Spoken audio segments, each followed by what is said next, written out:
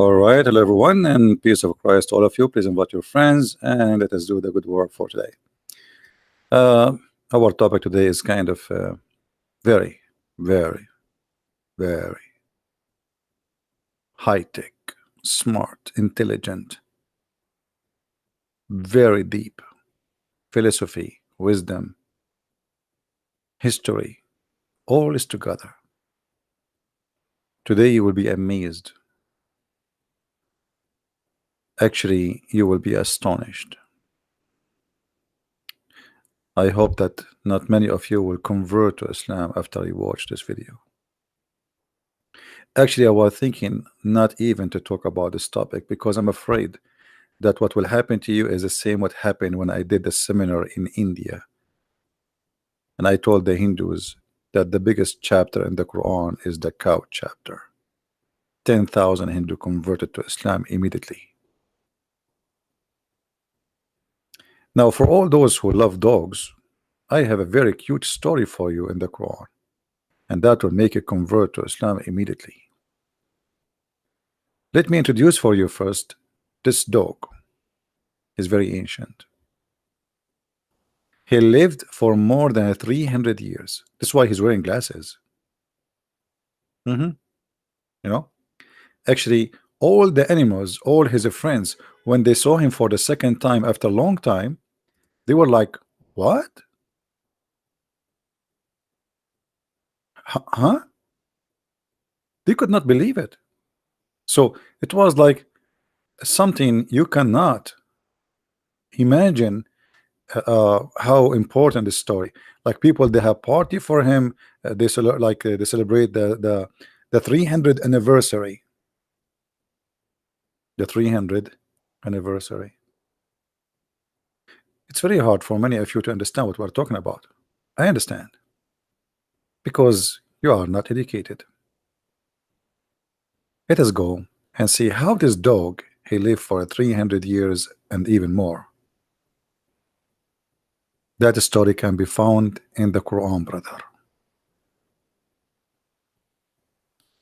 Please invite your friends, share the link with everybody because I did not announce the video to be on until 30 minutes before I started.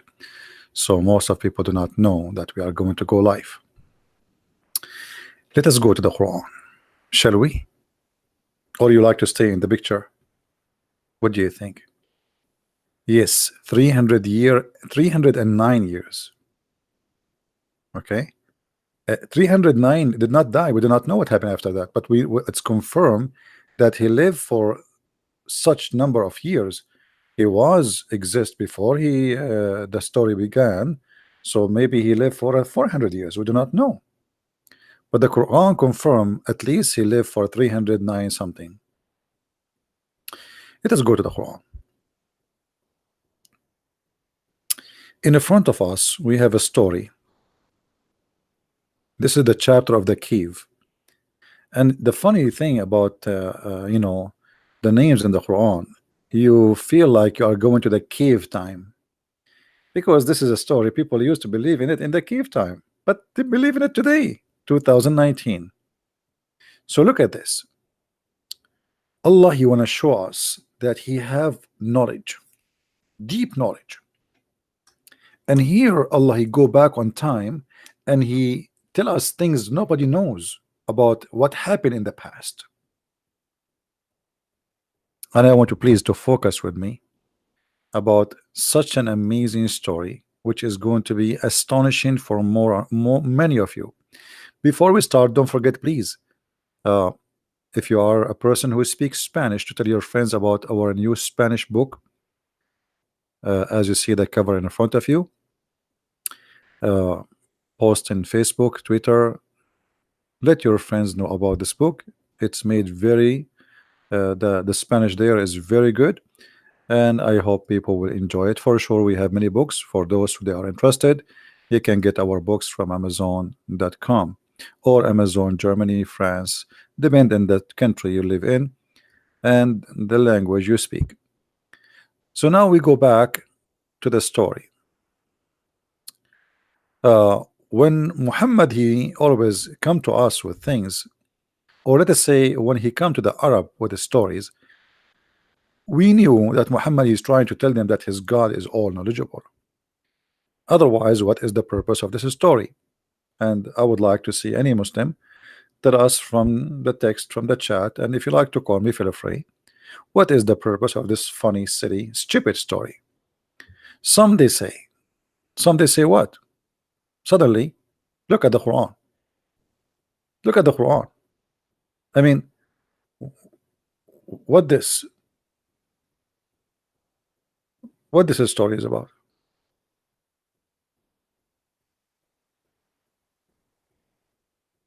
I advise you to read it from the beginning of the chapter, so you will not say, oh, he's taking off the most important part. There's no important part there. Supposedly, this is a story. It's very well known. It's called The Seven Sleepers. It is written more than 400 years before Islam. It's a fictional story, has nothing to do with reality, written by a bishop from Syria in the Aramaic language and spread to all of Europe. Fiction, totally fiction. About, the purpose of the story is to teach the Christian youth that this way it's like good for kids, about a dog, and so to teach them that we are under discrimination today, but tomorrow we will have a different future. They will be victorious with God. So the author of the story, he made a fiction story. Muhammad, he took it, he put it in the Quran, and he claimed Allah told him about the story. So here, those Christian youth, who they are,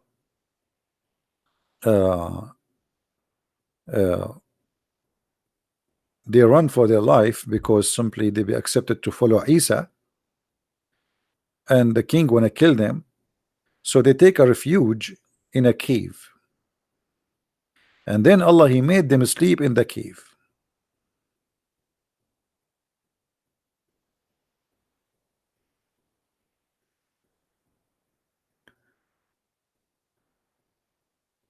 And here the Quran even describe how the sun goes and visit them from here to here. The sun goes like the cave have an open door, look like a very shallow cave, and the sun goes and visit them from the left and visit them from the right. And then it says, you think that they are awake, but in fact they are sleeping. And then here it says, and their dog stretching forth his two foreleg.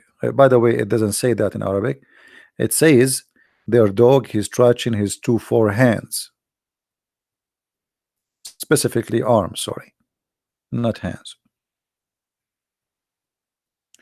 at the entrance of the cave. Okay, so now we have a bunch of people who they are sleeping in the cave, but the Quran does not tell us what this have.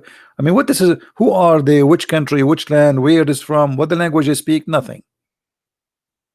This is what happened when you are a thief trying to make a story which is not your story. So there is a bunch of guys run away for their life, they hide in a cave, and they have their dog, and Allah, he made them sleep. But look, the dog, he is guarding them at the gate, according to the Muslim bracket. Had you look at them, the Quran saying, had you look at them, here we find something stupidity about this.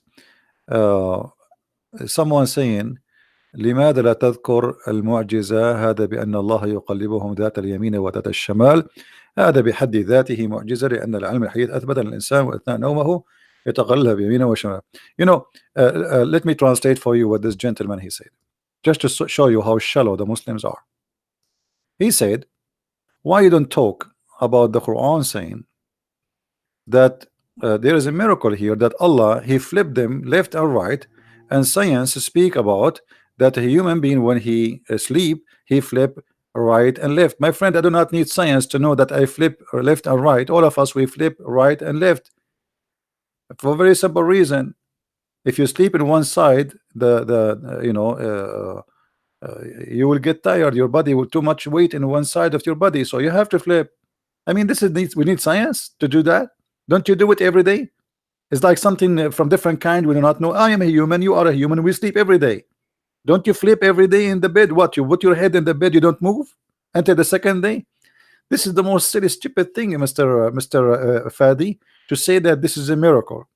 Secondly, let me show you here something about the silly miracle. When you see that Allah, He is flipping them left, you see, guys, He is the one who opened the door for this. Let us go back. When you say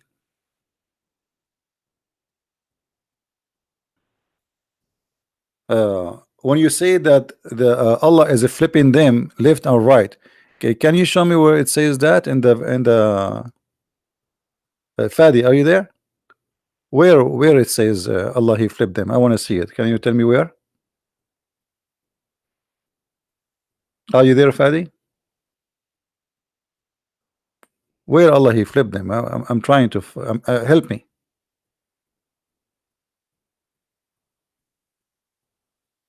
Where it says Allah He flipped them? Okay, ونقلبهم ذات اليمين وذات الشمال. Okay, well, hold on, guys. ونقلبهم ذات اليمين وذات الشمال. Allah here saying He flipped them to the right and the left.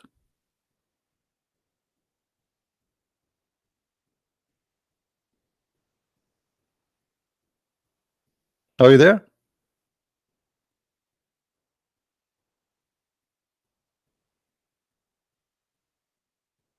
What verse is the verse you are talking about, just to be sure?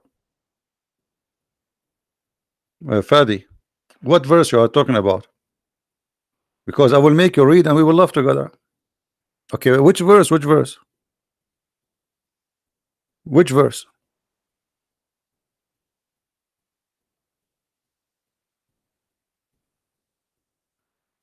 I'm waiting for you, my friend.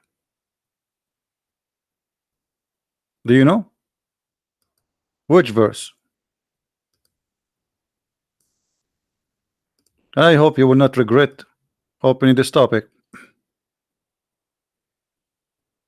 Fadi, which verse?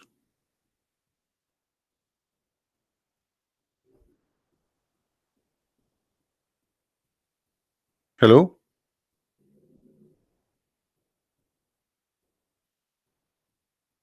He's searching Google, maybe. No problem. I will give him some time. It's okay. You know, because simply what he is saying is a proof to us that the Quran is a stupid book. And I will show you how. The problem is that Muslims, they don't really they don't read. I never saw a Muslim here read. Okay, okay, hold on. Okay, my friend. وَنُقَلِّبُهُمْ ذَاتَ الْيَمِينِ وَذَاتَ الشَّمَالِ. Chapter 18, right? Okay, hold on. Guys, Allah, to make them stay alive, what He do, according to Fadi, He flipped them left or right. He flipped them left or right. Okay, why Allah is doing that? Can't Allah make them stay alive without flipping them? Those people, they slept for 300 years without food, and now by flipping them left or right, they will stay alive. 300 years they are sleeping without water, without food. How you can live without water for 300 years?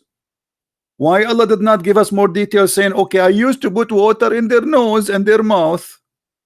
You see how silly the story? So you are claiming that this is a miracle because Allah He flipped them left and right, brother, left and right. Okay, what about the food?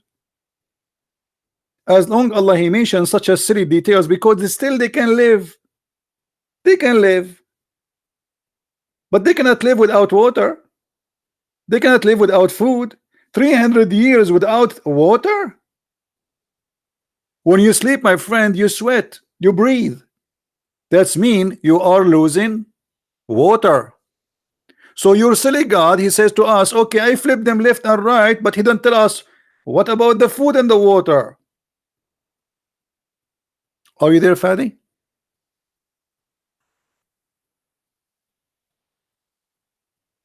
Are you there?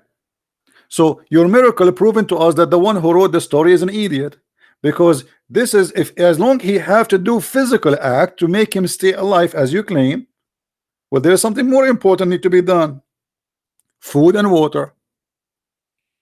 And that's mean that when the Muslim they say to us that if Allah wants something to be, he say be is going to be. Here we go, Allah flipping them. He did not say be, it was. So what are you saying to me now? Allah, he flipped them like he's doing barbecue to what? To keep them alive. That's what you said, not me. Okay, that's mean Allah is not God. So look how many mistakes we found in this story. Thank you, Fadi, for your comment. You got your God busted. Same time, look how, as long you speak Arabic, Mr. Fadi, can you tell me please the correct translation for this? Does it say in Arabic وَكَلْبُهُمْ بَاسِطٌ ذِرَاعَيْهِ? Fadi, do you like to call me Fadi in Paltalk? I can open Paltalk for you. As long as you speak Arabic, that will be wonderful. Fadi, does it say that or I'm lying? And their dog opening his arms? Since when dogs have arms? Fadi, since when dogs they have arms? As I know, dogs have 4 legs, my friend. Since when in Arabic we say dogs have arms? What happened to you, Fadi? You speak Arabic, you have no excuse. I want they want to answer. I need your help. You speak Arabic, I speak Arabic. Since when dogs have arms? Hello? Hello? What do you mean picture not clear, guys? Is the internet slow from your side? Is the internet slow from your side? It's not coming good?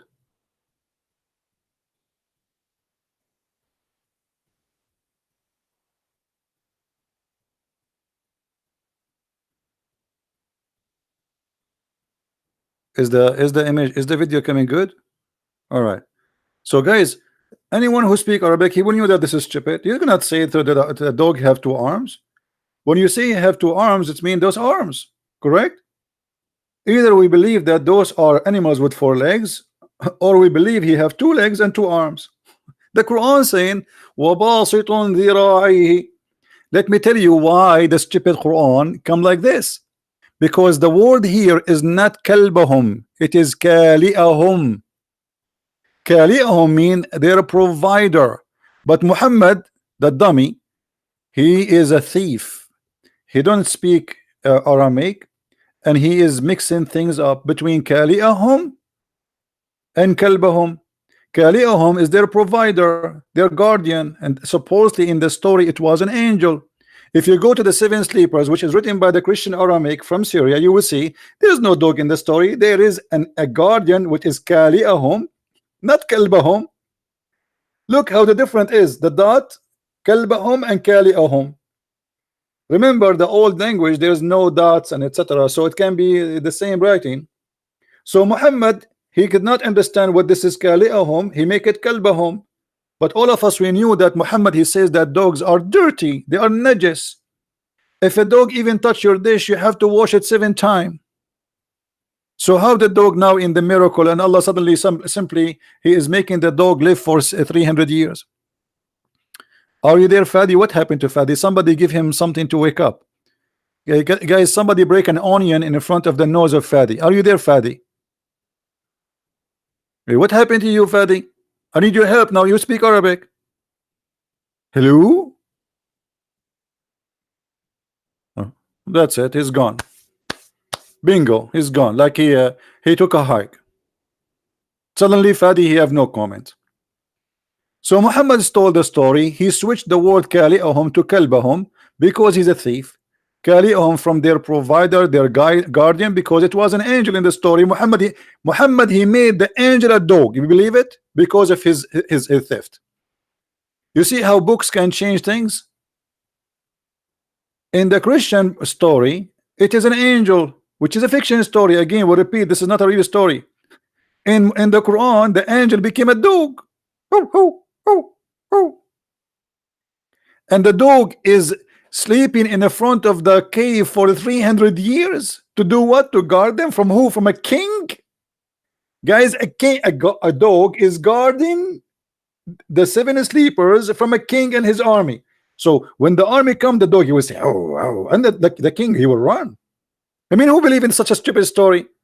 Is it a king is chasing them and he want to kill them and he have an army, he sent his army after them? So now the dog in the front of the cave will protect them? By the way, I will tell you a story. This is a true story, by the way. Once the army of Saddam Hussein was chasing me. It was like 600,000 soldiers, brother. 600,000 soldiers. And they are having guns in a Kalashnikov and they have tanks. But then I went in a cave, brother. And then there is a dog. And the dog was sent by Allah. And this dog, his name is Katmir. He start like, whoa, whoa, whoa, whoa. Saddam Hussein and his army, they flee. Immediately, brother. Are you there, Fadi? So here the story proving to us that the one who made the story is an idiot. And this is why the Muslims go quiet now. We continue.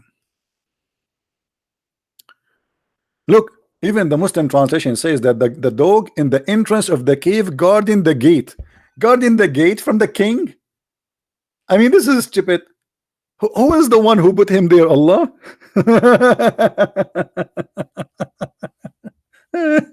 Unbelievable. True story. All right. Now, we continue. Additional to the mistake where Muhammad, he fabricated the story, he mixed between an angel and a dog. You see, if we make it an angel open his arms, that makes sense, correct, guys? Angel open his arms, which mean, you know, protect, blocking the cave, correct? That will make sense. So there's an angel blocking the cave, protecting them. An angel can fight an army, not a dog. And why the dog is opening his two arm, brother? What exactly that we would do? Any Muslim can tell us why the dog he opened his two arms, quote unquote. قلت لك الكلب له ذراعين ورجلين. Guys, he said to me that the dog he have two arms and two legs. Since when? Look at this guy. Look how they fabricate. The dogs have two arms. This Abdul saying to us that dogs have two arms. Since when? Dogs have two arms and two legs. So the donkeys have two arms too. Dogs have two arms, donkeys have two arms. I mean, so what are you talking about?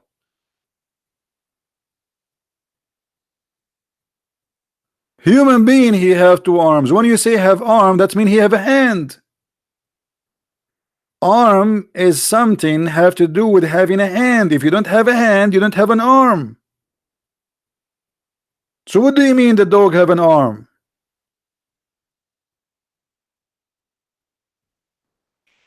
Same time, let us go with you.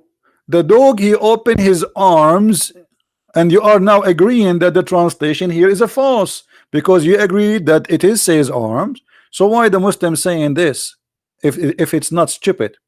Why they're trying to hide? Why didn't say okay, it's arms? Keep it as it is. It's arms. So look what they did. They play with the translation, and now I want to ask Fadi. The dog he opened his two arms according to you to do what exactly?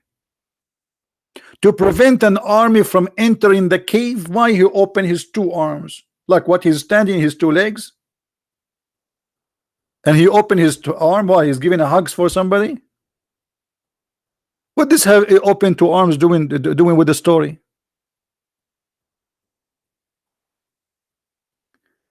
And the story continue. Then Muhammad here wanna tell us something nobody knows. Look at the wisdom and try not to laugh. Some brother, they say they were three and their dog is being the fourth. Fadi, you speak Arabic. I'm glad you are here. In which language we can say they are three and the number four is a dog? You cannot say that. You cannot count something from different kind as number 4. As an example, if we say three white dog and one black dog, that makes sense. Here's number 4. But we cannot say 3 human and their dog is number 4. And actually in Arabic it says warabi'ahum, their dog, and the 4th is their dog. How we can say the 4th is their dog? Is the dog is a human to say he is number 4? He is the 4th? Another stupid mistake in the story. But look at the story is getting more stupid now.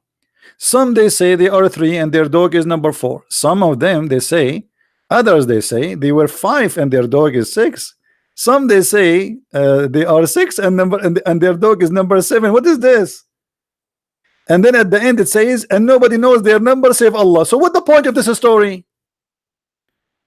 Brother, in the Quran, brother, let me ask Zakir Naik how he can explain that. Brother Sitter, in the Quran, Allah he make a trend that some people they say that they are 4 and their dog is number 4. They are 3 and their dog is number 4.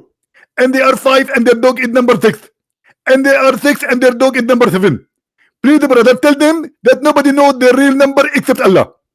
What the heck? So why you are telling me some they say 3, they are say they are 3 and the dog is number 4, and some they say they are 4 and their dog is number 5, and some they say they are 6 and their dog is number 7, and then you say to me there's no one knows their number except Allah. Where is you? Aren't you Allah? Who is talking? Aren't you Allah? I mean, why you don't tell us the number? Is that like a code for a nuclear weapon? Why Allah don't want to tell us how many they are? Tell us. No one knows save Allah. Muhammad, he don't want to give the number because he do not know.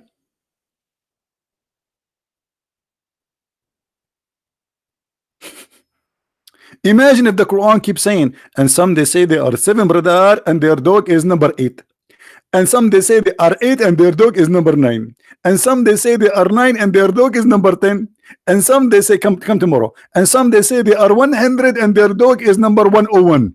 And some say they say brother come tomorrow. Some they say they are 1,000 and their dog is 110. And some they say brother they are 1 million and their dog is number 1. And some, what is that? Now what we get from the story? Why you are talking about their numbers if you want to tell us? And who care about their numbers now? And why the dog is involved in the story? And their dog is number 4. Are you there, Fadi?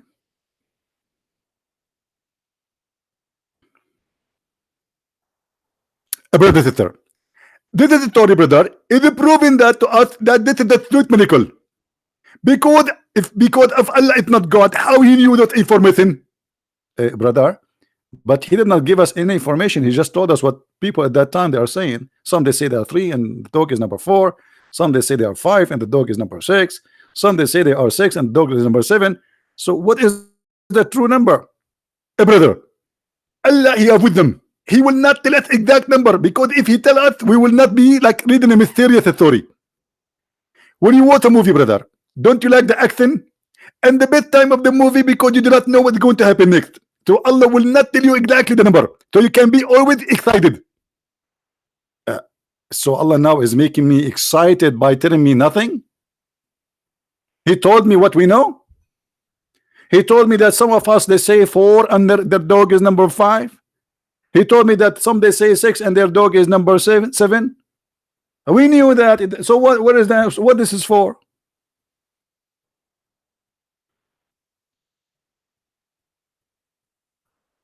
People they start saying to Muhammad, you do not know what are you talking about.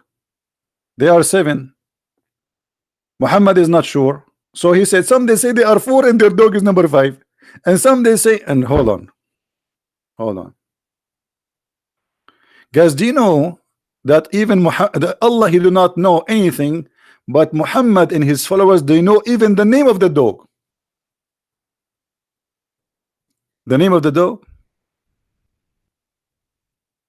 Are you sure?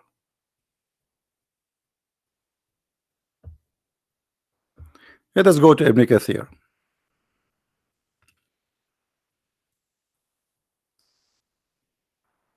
Ibn Kathir.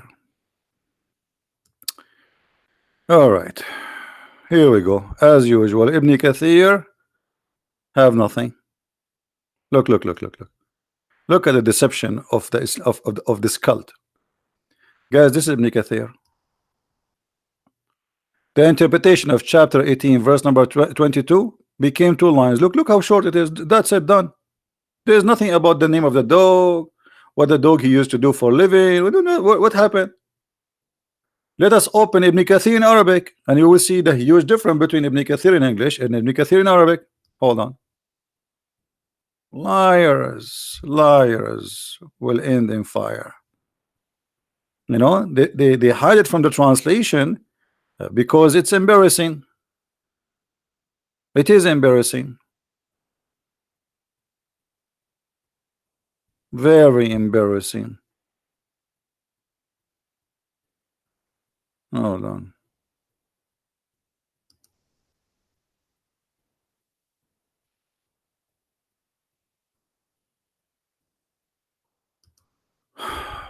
Man,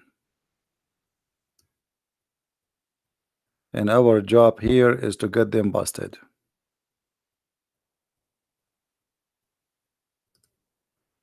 Lying is a profession in Islam.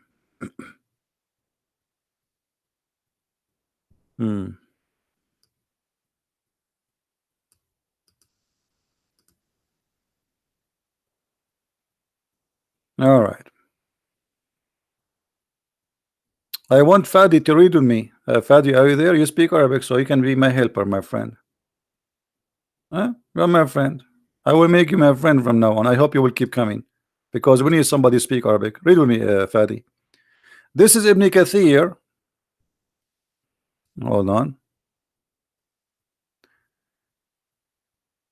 This is Ibn Kathir in English.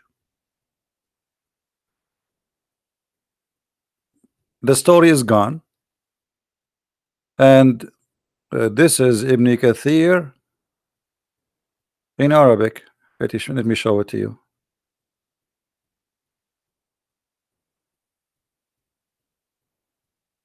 Do you have an idea what happened?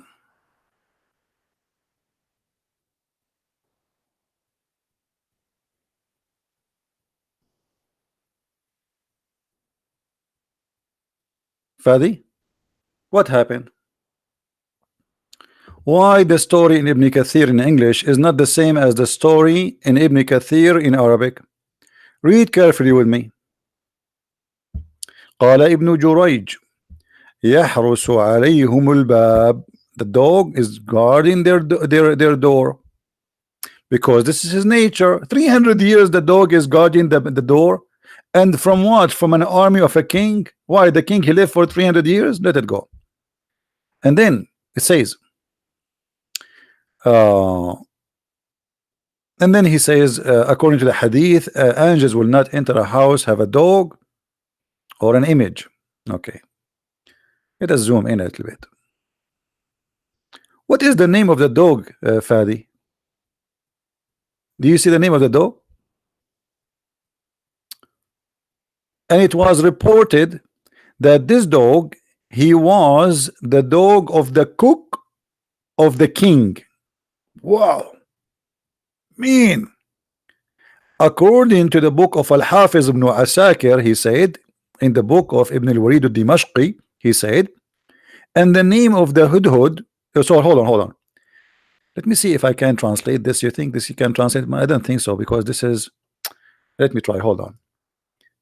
That would be fantastic if we can translate this page.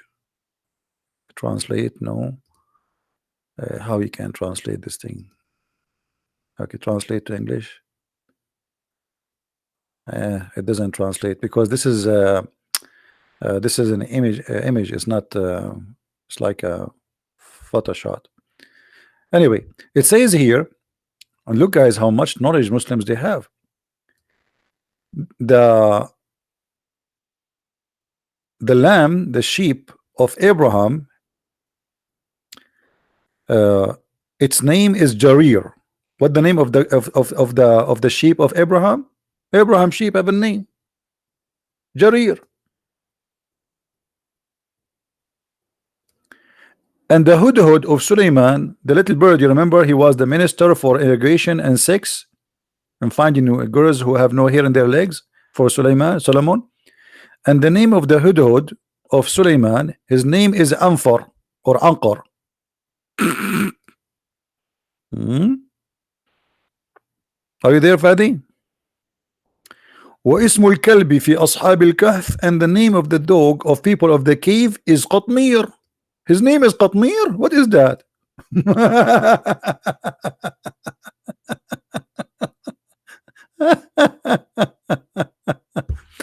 And they were, and this is the book of Ibn Kathir, by the way. This is the book of Ibn Kathir. This is not me talking. And they were in this agreement about its color.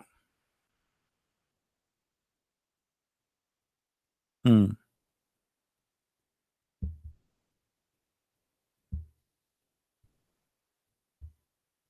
Do we have any Muslim want to say something?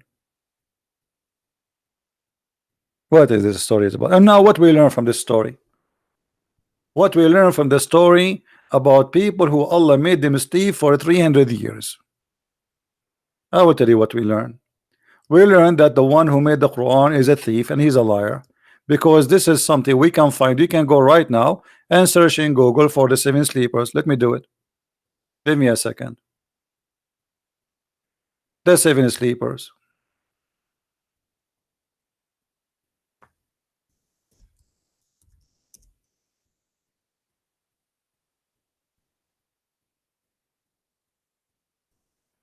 What does this story have to do with Islam?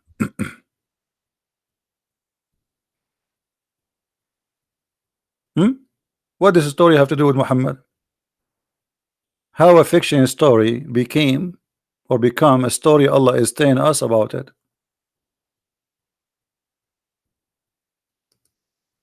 What is this?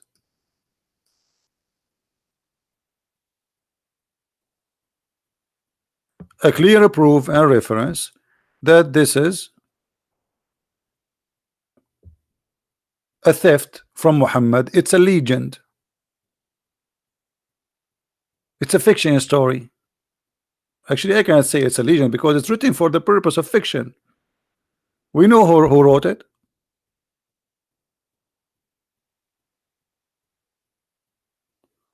So Muhammad, he took the legend of the 7 sleepers, he put it in the Quran, and he claimed that this is a true story. Isn't it this is alone is enough to prove that Muhammad is a false prophet?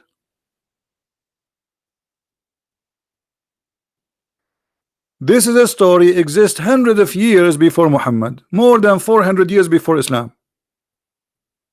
Fiction story. Muhammad, he take it, he make it in the book, and he claimed that this is a true story, and he put it in the Quran.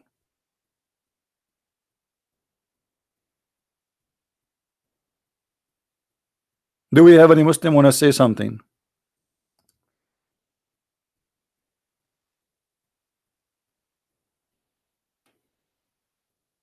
Why you don't make a videos about the miracle of the Quran? My friend, I have a book.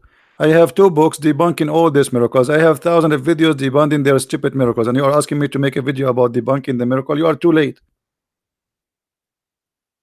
I made videos debunking their miracles before you are born. And here we go. We are here. Who wanna show me a miracle so we can debunk you immediately? Not tomorrow. What miracle of the Quran? Here we go. This is a miracle. A stupid legend became a story in the Quran about a dog who opened his arms.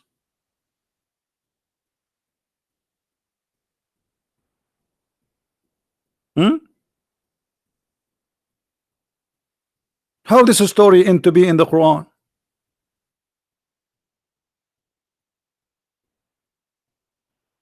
Who is the stupid here? How we can accept such a fiction story to be part of a religion, and now Muhammad he adopt the story. Not only that, he claimed that Allah talking now. The one is speaking here, by the way, is not Muhammad supposedly. This is Allah telling the story. Allah, brother, Allah. Hmm?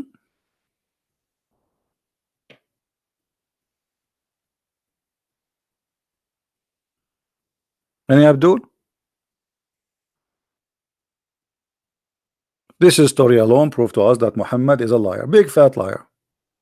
And by the way, chapter 18 is my favorite chapter. I'm so glad. I'm very thankful that the goat who ate the breastfeeding for adult verses and stoning to death did not eat this chapter. Otherwise, we will, we will miss a lot of fun. I'm so glad that the goat did not eat it.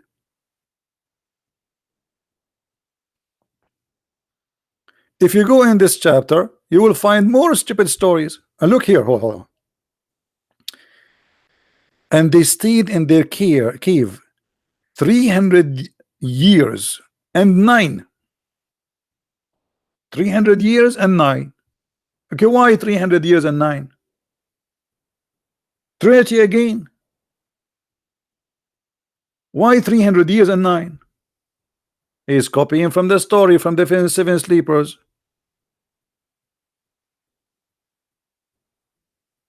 This is chapter 18, the cave chapter. That's why they call it the cave, because supposedly those guys, they slept in the cave. By the way, I slept in, many of you do not know what happened to me. Once I went to do camping. I like always to do camping. So I went to the middle of the desert in Brazil. In Brazil, there's no trees, there's no water, it's a desert. So, and I decided to do camping in Brazil. And then when I was in the Brazil, the camels attacked me. Okay. Big camels. They have like a big horn, big, huge camel, and they speak Arabic, by the way. So I did look around where I can hide, and I found a cave in Brazil. But the cave was in the borders of Kazakhstan. It was very cold there in Brazil. Very extremely cold, brother. Snow is like crazy in the desert, brother. So I went to the cave, brother, and then I forgot to tell you, I have a very beautiful dog. Let me show you his picture. Very and he is very well educated. So he gave me advice. He said, you go hide inside, I will stay outside. If somebody come by here, I will tell him I did not see you.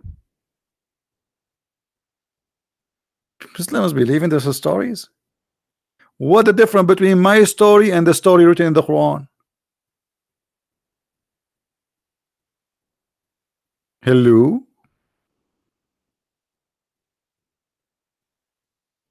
Yeah, there is a lot of cameras in Brazil. We are Arab, we are very good in geography. Ask Allah. Allah, he believed that the sun set in the murky water, and the sun set in a place, and the sun rise from a place. What's wrong with you? Hello? Are you going to discuss with me now science? You cannot. We are Arab. We are the founder of everything.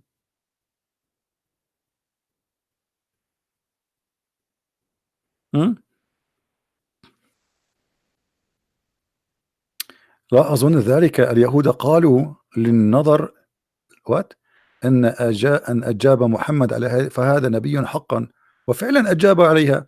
Guys, look what Fadi he said. I like this guy.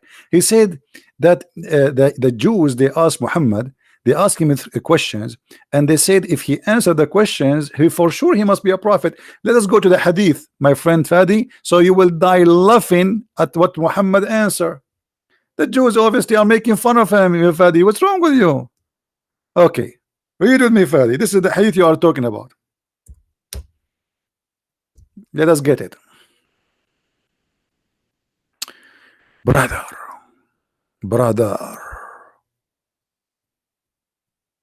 Abdullah ibn Salam heard the news of the arrival of Allah Messenger, and then he said, I will ask you 3 questions which nobody knows their answer unless he is a prophet. And Fadi, are you following with me? This is what you're taught to me, right? This is the story.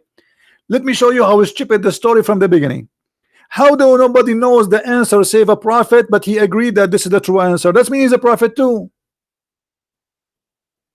Guys, do you see how stupid a human being is?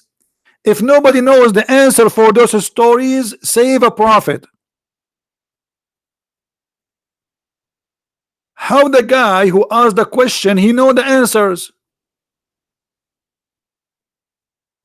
Are you there, Fadi? You are the one who asked me to talk about it. Are you there, Fadi, or are you eating shish kebab now? How it says nobody knows the answer for them save a prophet, and the guy who asked the question, he knew the answer. That means he's a prophet too. So now we have two prophets, Abdullah ibn Salam and Muhammad. What do you say, Fadi? One of the things I hate about a human being is this stupidity. A human being is really stupid creature. Too much hashish.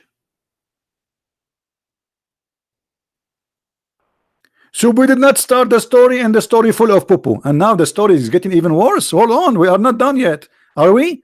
You just opened the gate of hell in your prophet, Fadi.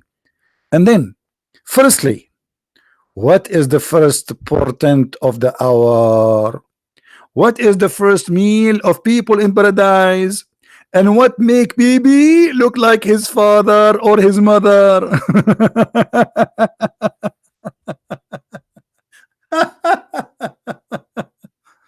And now the prophet, he will answer. Look, the prophet, he don't answer from his pocket. We have to be honest here. He told them, just now Jibreel has informed me. We need a background music for this. Like the guy, he just asked him the question, and Jibreel, Jibreel is invisible behind him. He was saying to him, Muhammad, he said to them, just now Jibreel has informed me. Oh boy, oh boy. Okay, prophet, which means Allah is talking now. We cannot say this is a mistake from a prophet. Jibreel has told me the poo-poo is coming. Abdullah said, Jibreel? Abdullah, he was like, what? Like who? Are you sure it's not Zakir Naik? It's Jibreel himself. Muhammad, he says, yes, Jibreel, the enemy of the Jews. Jibreel is the enemy of the Jews. Why? Since when? Let's continue. On that, the prophet recited the holy verse. Whoever is the enemy of Jibreel, why people are the enemy of Jibreel? Let him die in his fury. And then Muhammad now is answering. He says, as the first portent of the hour, it will be a fire that will collect the people from the east and the west. What? Just yesterday we heard different portent of the hour. This is the first one, correct, guys? Muhammad, he just said the first sign of the judgment day is a fire will collect people from the east and the west. Okay, hold on. So what the Quran is saying here is that a lie?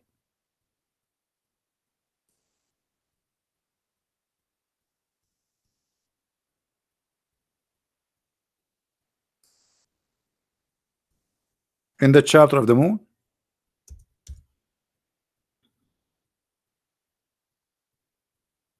the hour has come and the judgment day is near and the moon is split. So I thought this is a sign of judgment day already happened. But the Muslim, they will say, oh, there is this is not, this is was in the time of the prophet, this is a sign. But the first sign, this is a sign. So how this can be the how that one will happen later is the first sign. Let us go to different hadith so we can love together.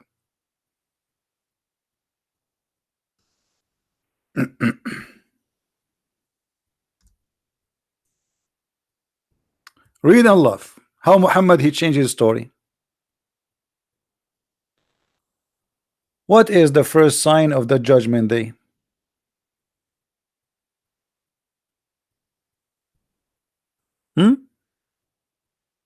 Oh Muhammad, tell us about the hour. He lowered his head and he did not answer.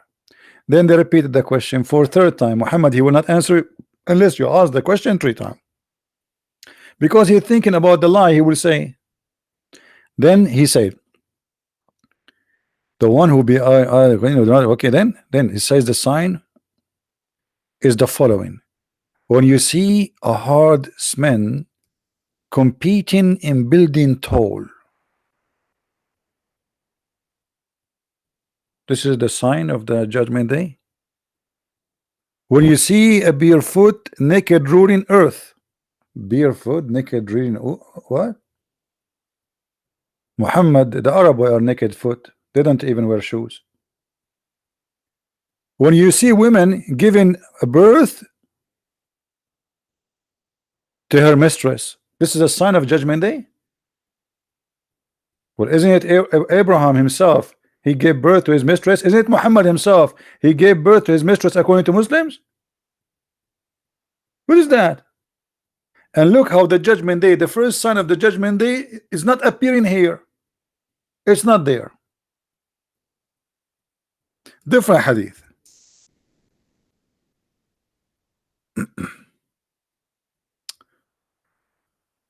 Oof. Man, oh man.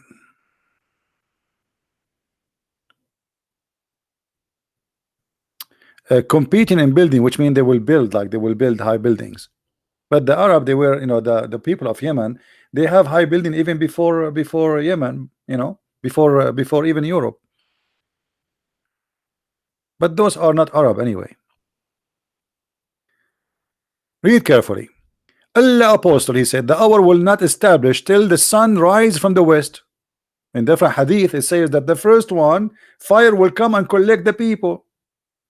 Here, the first one, the sun will rise from the west. You see it? Different story.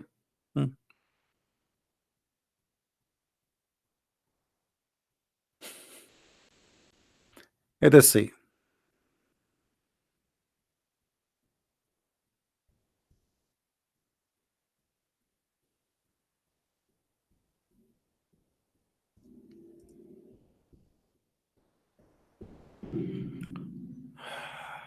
Let us see, Allah. Oh boy. Those all stories are fiction stories about the beast will come from the ground, but I don't want that. I want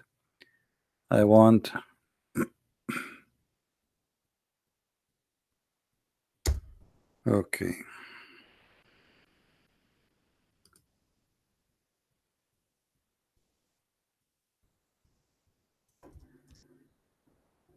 Let us laugh a little bit.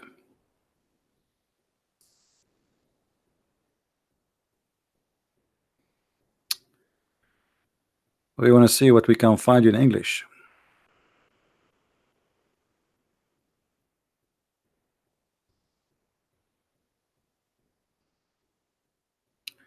Read and laugh at the Quran.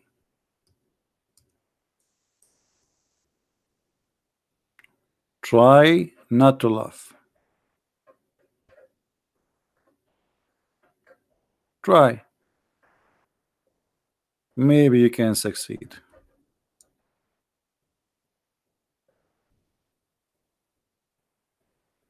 What we will do with this?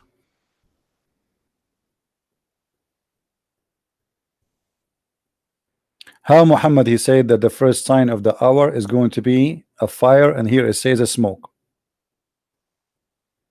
Any Muslim? Okay. What about other verse says that Allah, he will send the beast from the ground.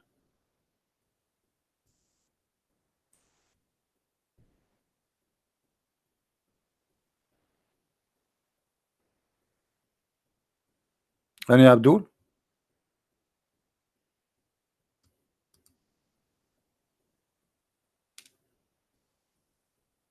This is from the sign of the judgment day. A beast will come from the ground. But Muhammad, he said that a fire will come and will collect the people. But here this is cannot be the first sign, because as you see here, the beast have to come first, because if the beast, he will come to make the people black and white. You remember the story? This beast will come with the stick of Moses and the staff of Moses and the ring of Solomon.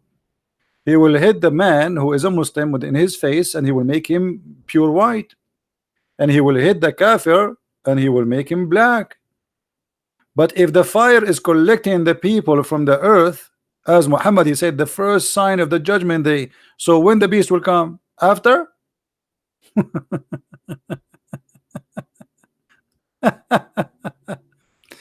Let us continue.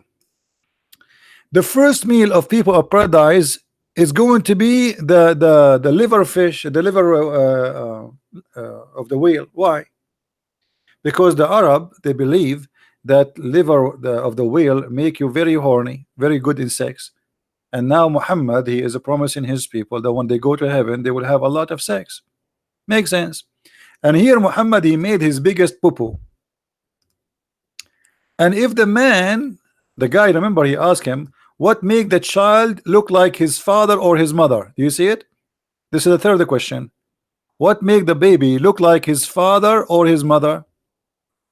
Listen to the answer which Muhammad proven that he is a prophet according to Mr. Fadi in the chat. Read. And if the man discharge proceed that of the man, then the child resemble the father. And if the women discharge proceed that of the man, the child resemble the mother. Are you there, Fadi? You're a prophet. He gave 3 answers. Nobody knows save a prophet.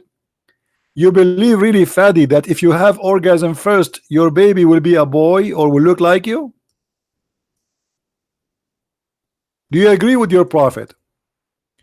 Or your prophet, he is being an idiot here? The prophet of Allah, brother, he said, the messenger of Allah said, the man's water is a thick and white. Thank you, Muhammad, for telling us. We do not know. I have no idea, man.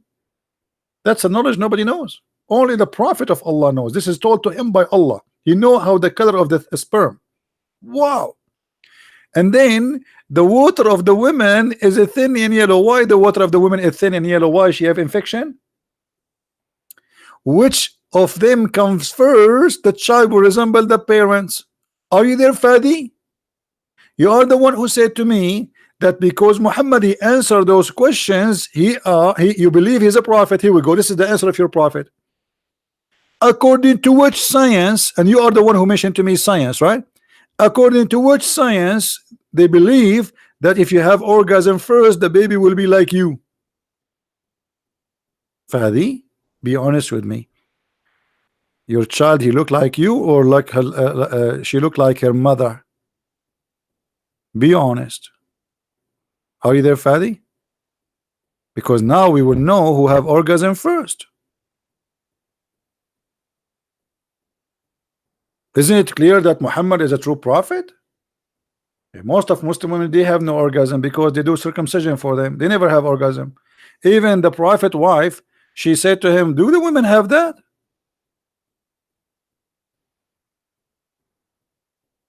Read carefully. This is the wife of the prophet. She never have orgasm. Sulaim asked Allah Messenger about, by the way, the prophet, he was in that time, he was a sexual consultant. He have a clinic for sex. And now a horny woman, she come to the prophet, and Islam have no shame in Islam. So the woman, she came to the prophet, she said, hey prophet, yesterday I had and I was touching there down my legs and I cannot say it. Are you there, Fadi? A woman, she is coming to the prophet to ask him if she should wash her vagina. And why? Because she saw a wet dream. What does that mean? She was having sex with 10 guys?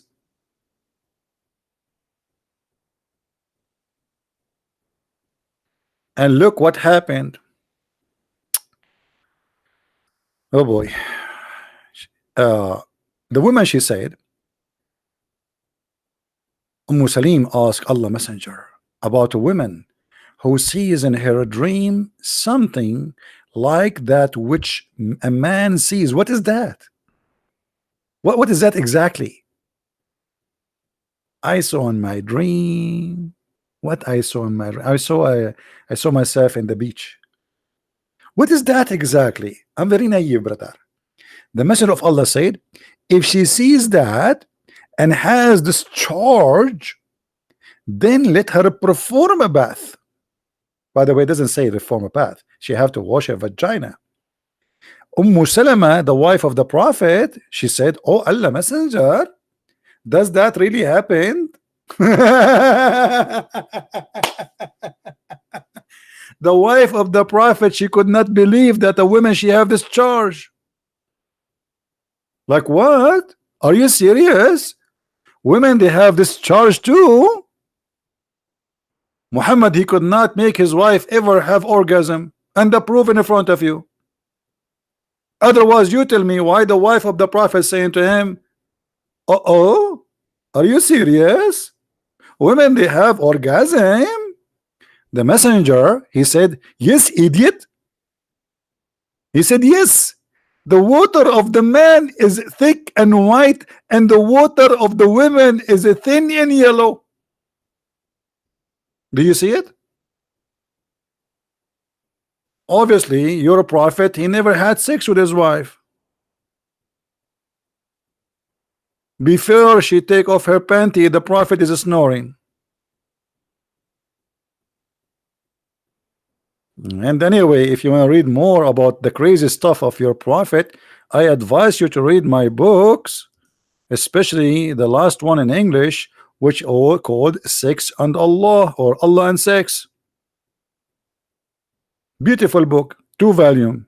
People are buying it like crazy, especially Muslims. You should see the Muslim comment. You should see the Muslim comment. The Muslim, they say, so are you using the hadith to prove this? How you can do that? So guys, if I cannot use what their prophet said to prove it, I will use what the Trump he said. I mean, look at the madness. How dare you to use the hadith to prove such a thing? So I will use what? What exactly I should use, brother? Obama speech. This is your prophet. And as you see, those stories are very authentic, brother.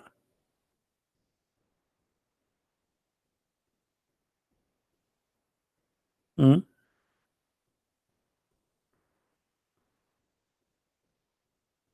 we have any beautiful Muslim want to say something to us?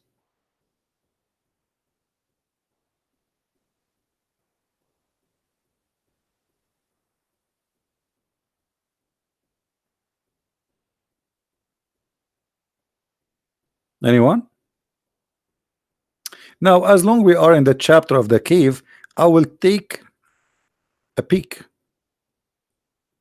a little peek, and I will take you to the seaside. Me, guys, imagine yourself now you are Alexander the Great, which Allah he told us his story in the Quran. Alexander the Great, brother,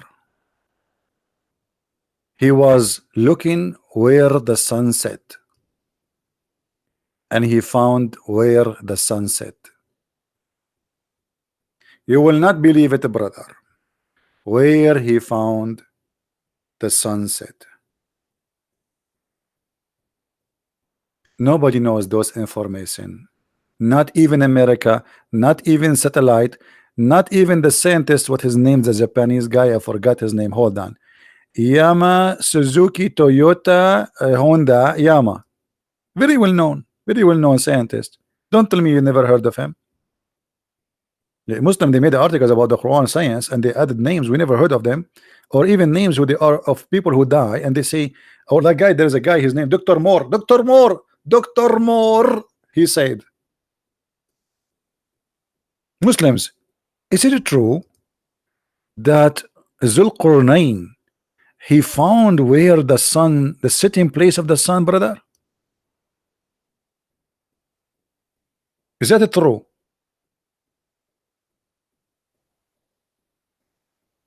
Who is a Muslim who will tell us if this is true or not?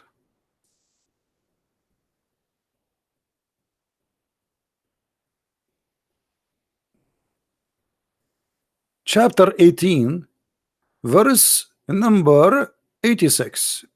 Until when he reached the sitting place of the sun, he found it sitting in a spring of black muddy water or hot water. If.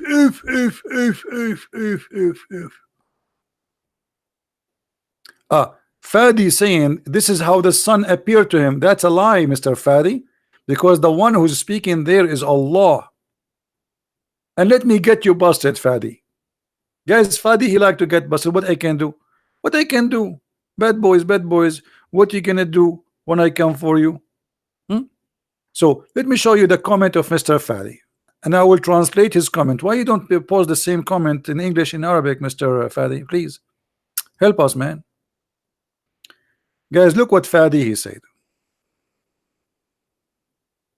And I understand, by the way, the pain of Fadi. He is trying his best to defend his book, but big failure. I think he will leave Islam sooner or later. Look what Fadi he said. الشمس بدت له كذلك, which means the sun appeared to him like this, which means who? Is Alexander the Great. It's not Allah saying that. No. Let me get you busted, Fadi. What if your prophet he explained this verse? What you will do? Are you going to say your prophet he do not understand the Quran and he is stupid? Isn't it you who said to me the prophet he answered 3 questions, nobody knows their answer save him? Here we go. This is a hadith and all the narration is sahih. I was sitting behind the messenger of Allah who was riding a donkey. I love to sit behind the prophet donkey. I love it. While the sun was setting, he said, do you know where this set? Are you there, Fadi? Are you there? Read. I replied, Allah and his apostle knows best. He said, it's set in a spring of warm water. Hamia. What do you say, Fadi? Are you going now to say your prophet was an idiot?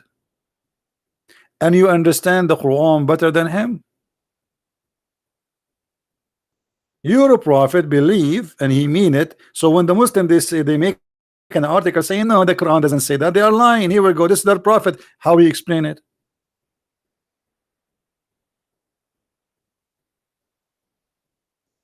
I feel sorry for the Muslims. I mean, how dare you even to speak to me? You will get busted with no mercy. I don't even dare to debate myself. Right?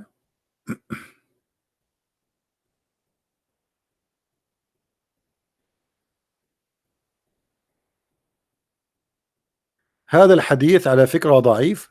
Guys, this hadith is ضعيف. It says صحيح there. How you make it ضعيف? Secondly, the Quran itself confirmed the story. Let me prove it to you. Let us see how hard you can try. Read with me, Abdul. Who is talking here? Allah. Enter when he reached the sitting place of the sun. Forget about where the sun set.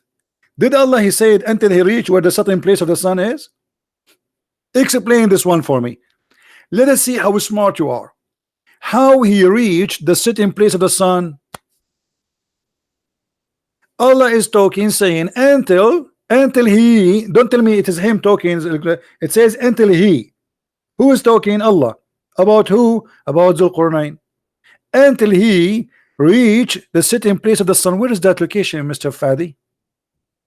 Where we can find here, where he reached there? Is that Tokyo? Is that in the Mississippi? Fadi? The one is talking is Allah. The guy until now he did not say a word. Who is the one he said until he reached the sitting place of the sun? Allah. Where is that? Where he reached the sitting place of the sun?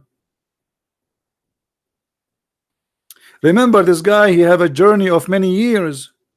He spent his life in the journey. This is not about one day.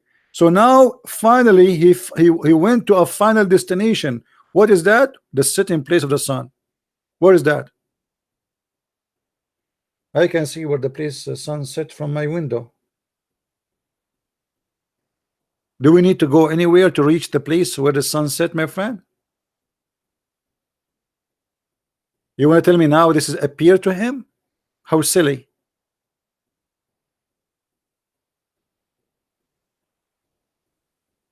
And he found people near it. Does it say, guys, he found people near it? Does it say that? He found near what? Near the place where the sun set. So this is a certain geography point, a place. It's not a story, metaphorical story. They can't play games. And he make it clear that he found it. He didn't say he thought. He said he found it. When you say he found, you are repeating a fact, a find, a discovery. He did not say he saw it, so we can say, okay, maybe he appeared in his eyes. No, he found it. When I say you went to the house and you found this, I am telling you what you found. You found, not something maybe you did not find, you found this. The word is so clear. But the desperate Muslims try to defend the stupid Quran.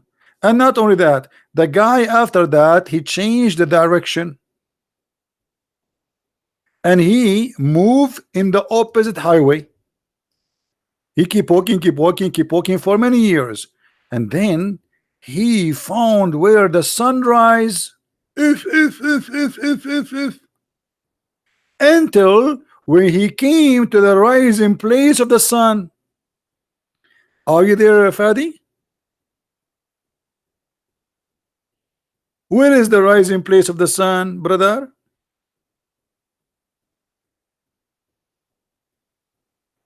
I feel sorry for the Muslims trying desperately to defend this stupid cult.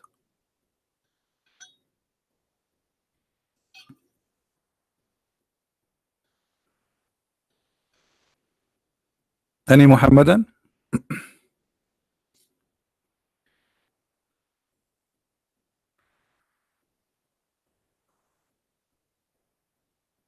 Mr. Fadi saying, when you say that the sun set in a murky water, it does not mean it's set in Dubai. Doesn't mean that the sun fell in a spring of water. What does this have to do with the? I mean, look, what is it? What is the answer? Don't tell me it doesn't mean. The Quran is so clear in what it says. He found there next to it.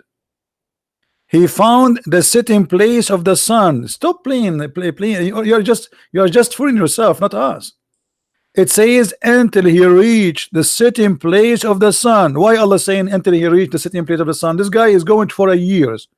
What happened in this day? He found the sitting place of the sun. Where he found the sun sitting place, sitting in the murky water. Let me show you different hadith.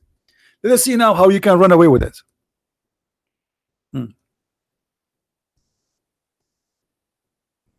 The Prophet, he said, do you know where the sun set? And now don't tell me that this is not Sahih, brother. This is Sahih Bukhari. People will laugh at you. I was once with Allah Messenger in the mosque in the time of the sunset. He said, "O Abu Dhar, do you know where the sun set?" I replied, "Allah and his apostle know best." He said, "It goes and prostrate underneath Allah's throne. That is Allah's statement, and the sun runs in its fixed course." The Quran here is explained by Muhammad. Muhammad here explained that the sun every day run where the sun disappear under the throne of Allah. Now, how we can connect this to the water? Isn't it Muhammad? He said that the throne of Allah is above the water. Yes, let us see.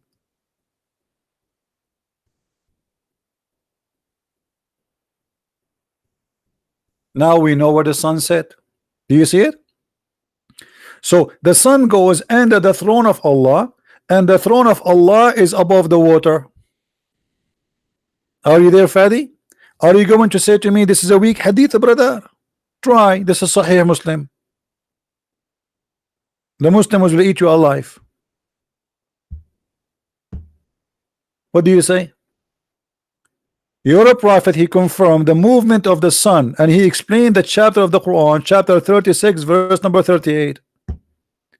And the sun run to its fixed course.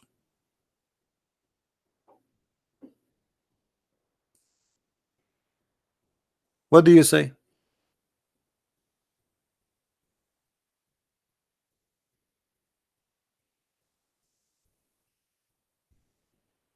Any Muslim?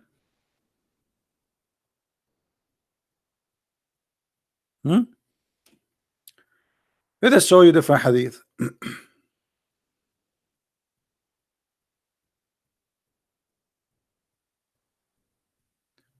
So we can laugh together. Oh,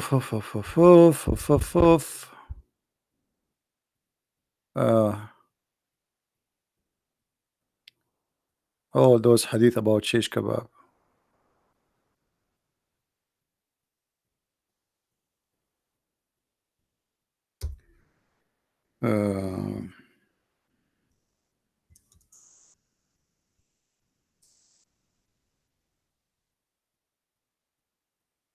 Read carefully. Sahih al-Bukhari.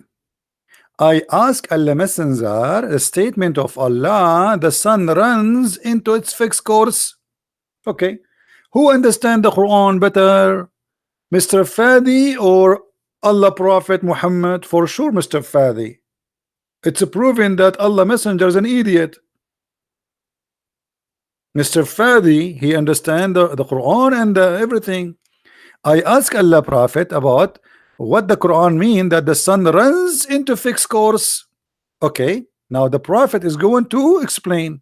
He says, its course is underneath Allah's throne. Prostration of the sun, trees, stars, blah blah blah. Okay, and he says the Quran, this is what, by the way, between two brackets. Okay, and then Quran hadith did not mean like prostration, but it's mean that those objects are obedience. This is additional to the hadith. This is not in the hadith. And then now here is the hadith. The rest is a fabrication from the Muslims. This is the hadith. From here to here. That's it. The rest is a fabrication. What else?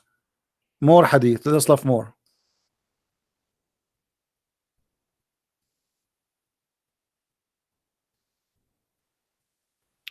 Crazy stuff, isn't it? Read carefully. The Prophet said, don't tell me now this is da'if, this is Sahih Muslim, and this is the hadith number. Read it. Look, do you know where the sun goes? They replied, Allah and his apostle know best. He, the Holy Prophet, said, verily, the sun glits still its reach. It is resting place. So the Prophet, he confirmed that the sun have a resting place. Why he call it resting place? Because the sun goes to sleep. Hello, I mean, what's wrong with you? Why you are so slow? Resting place. All of us, we go to rest under the throne. Then it failed to prostrate and remain there until it asked to rise up again. Fadi, are you there? Your prophet explained why the sun goes every day. Every day the sun goes from point A to point B, from the east to the west. Are you there, Fadi? Or you will say to me this is wrong? Huh?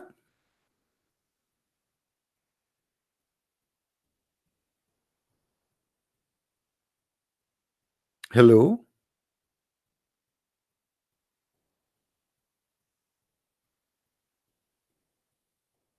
Why we have only 628 people? What is today? Thursday? You guys don't come in Thursday? You don't like this day? Okay, I will not come again in Thursday, maybe. Maybe because the sun set in Thursday. You guys are watching the sunset now. What is the reason we don't have too many people? This today is there's many people celebrating the breastfeeding for adult.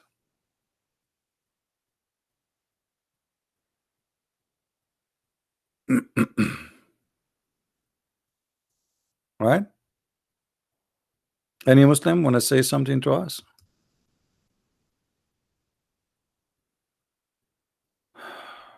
Anyone?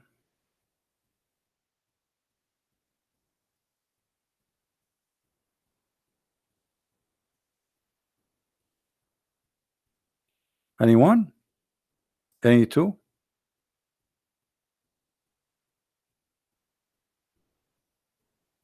What we shall say now? What we will do with the prophet making poo-poo? This is your prophet. He claimed that Jibreel, he told him. Allah, he told him. He explained to us how the sun goes every day. But all of us, we knew that the sun goes nowhere.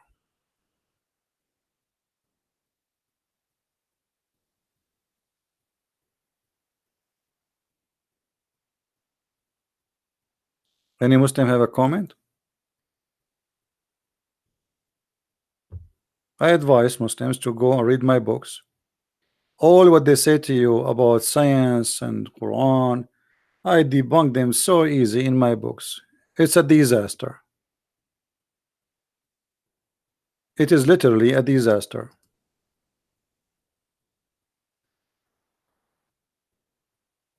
How in the world anyone can believe in such a religion?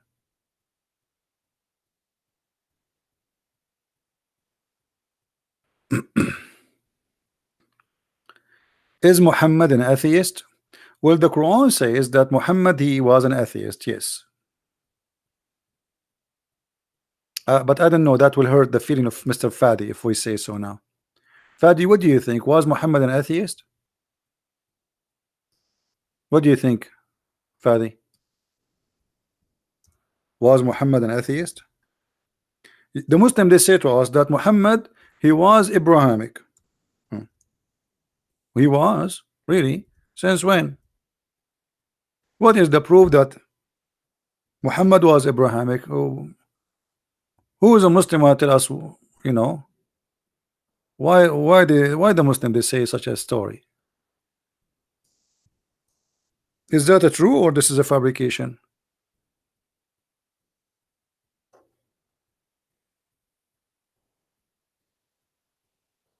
Are you there, Fadi? Who is a Muslim? Was Muhammad reading Abrahamic?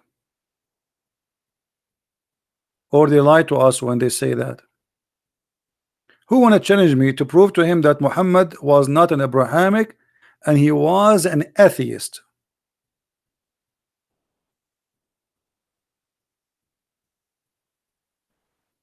Anyone?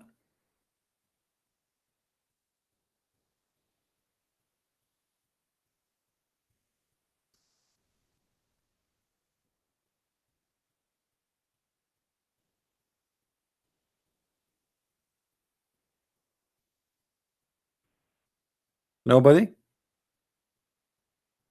What happened to Mr. Fadi? Is he gone or what?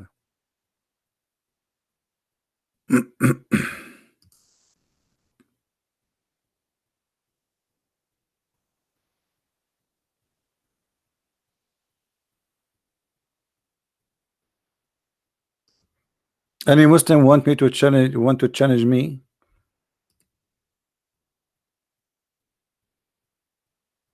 that Muhammad never was Abrahamic as they claim?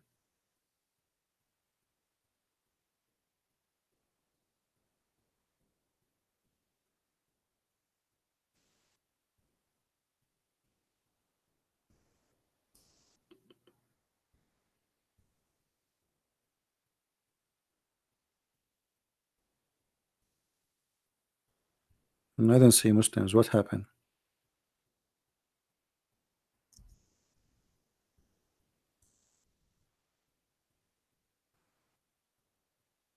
Hmm?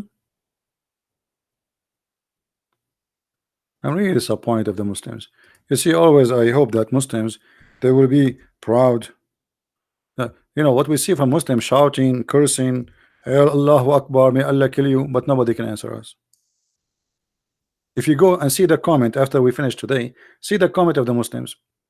Christian Prince, kafir, najas, pig, dirty, filthy Christian Prince.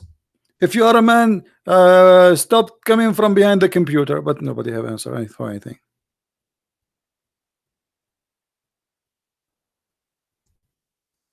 Is that correct? Name calling.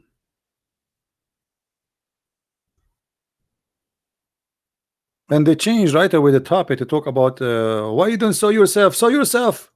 What does have to do with like you cannot answer me unless you show myself? Why you wanna show myself? Do you know how the prophet did the prophet show himself to you? Did Allah show himself to you? Now who is a Muslim when I challenge me that Muhammad was a kafir all his life?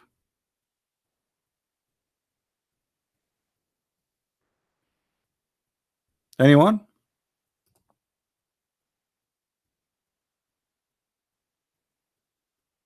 What happened?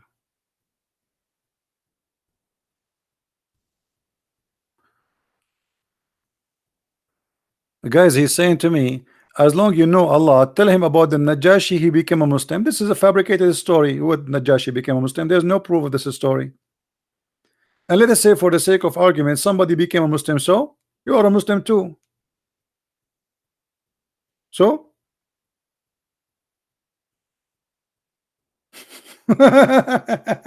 look, all the proof we gave him, he changed the topic. As we said, he changed the topic, says how an Najashi became a Muslim. He never became a Muslim. It's a lie. Secondly, let us say he became a Muslim, so we just proved to you that your prophet cannot be a prophet. He's a big fat liar. And you are telling me, so why you don't tell them that the Najashi became a Muslim? My friend, in Islam, even watermelon convert to Islam. Even Shaitan is a Muslim. Hmm?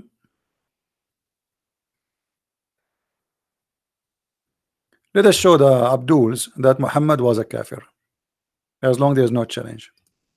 Nobody dare to challenge what we can do.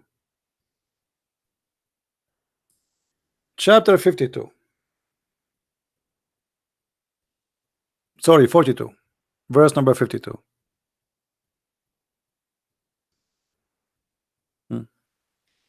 What the Quran saying? Guys, read with me. Is that me or the Quran saying that Muhammad, he know not what is faith and he know not what is book?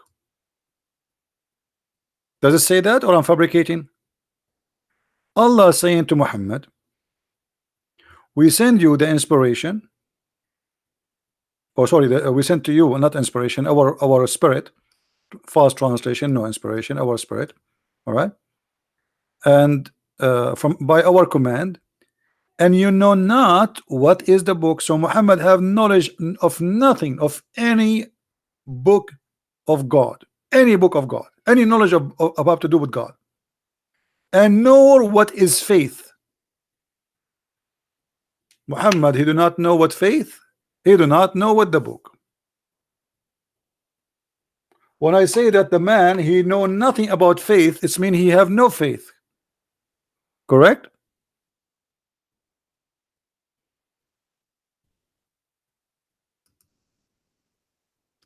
Any Muslim want to answer how Muhammad, he known not what is faith? How he is, how you Muslim, you say to us that he was Abrahamic, but until the age of 40, he did not know what faith.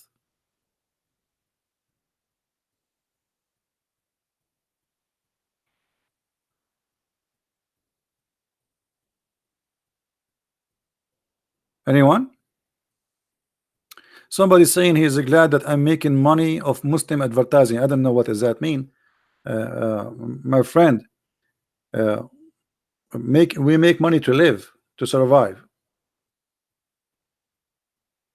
and you make money too. And being glad about making money, I mean, this is very weird. Am I making money now when I sit with you for 5 hours talking, losing my voice for free? You sit there to have fun. I'm not having fun. I'm sick of it. For you, it's just a chat. You go there. I am the one who lose my voice. I'm the one who get death threat. I'm the one they want to kill me. And you tell me, I'm glad you make money from funny people. Who in a Muslim who wanna answer me? How Muhammad, he was Abrahamic, but he do not know what faith, he do not know what the book. So he was following what? He have no faith. He has no book. So he was believing what?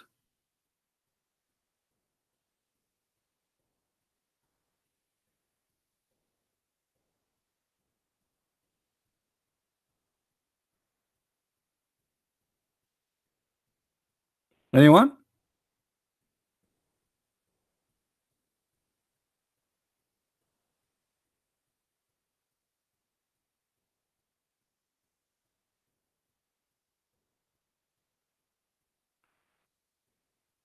Why Muhammad have no faith? No answer. Look at them. Look at them. So they lie to us. They say that Muhammad was Abrahamic when Muhammad have nothing to do with Abraham, and the Quran confirming that Muhammad he have zero faith.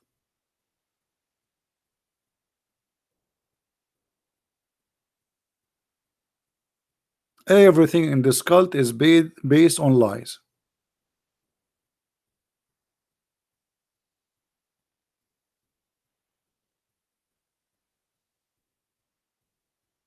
Any Muslim have a comment?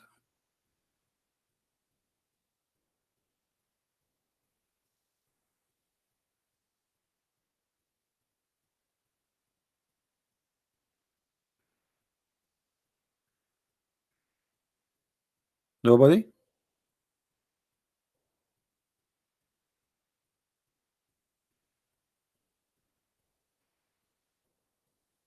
Just wait until we finish the video. See how many comments from the Muslims.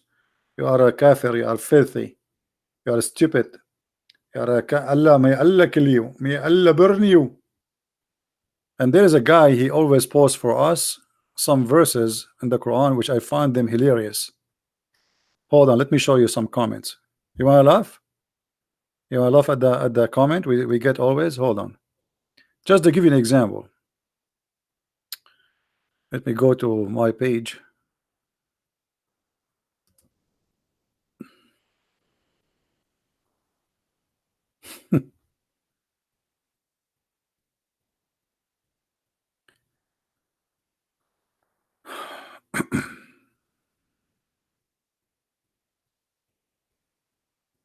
Sometimes I cannot keep the comment because they are very filthy.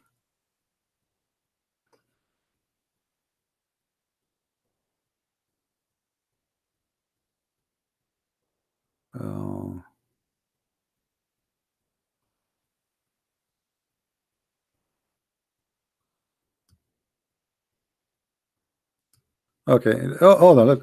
I will show you. Let us read some comment together. Look at this. I want to ask you, the Holy Bible is from God. Which part in the Bible mention Jesus, Son of God? All of it.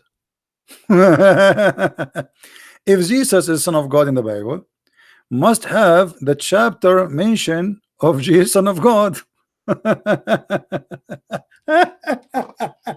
Here you will see that Muslims they have no idea what is the Bible is about. All the Bible is saying the Son of God. I mean, what chapter only?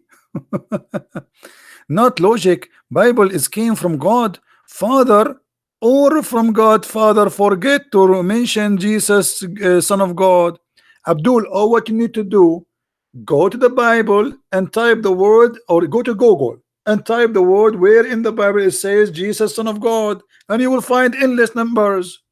I mean, look how silly they are. Look, this is oh, I might jump from my window one day. Let us see different Muslim. uh,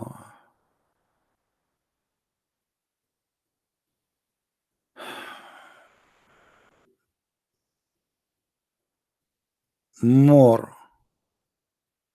Let us see.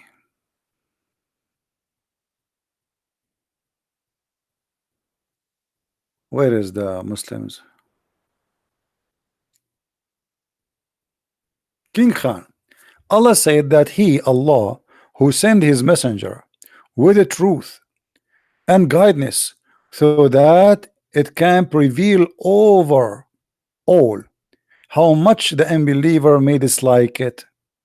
We all know that whatever is written in the last and final testament, that the glorious Quran is final. Islam destined to master all. My friend, you see, the problem is with Muslim do not know the religion. Your prophet, he says Islam will be left. Even the scholars of Islam, they will forget the Quran and they will deny the Quran. This is what your prophet said. So how you say to me Islam will master all, and the Quran says, and Muhammad says that bada al-Islamu ghariban wa sawfa ya'udu ghariban. Islam start as a strange religion and will end as a small strange religion. Funny people. CP, you do not debate in an open platform or natural ground. What is this? This is a closed platform. This is the biggest platform ever.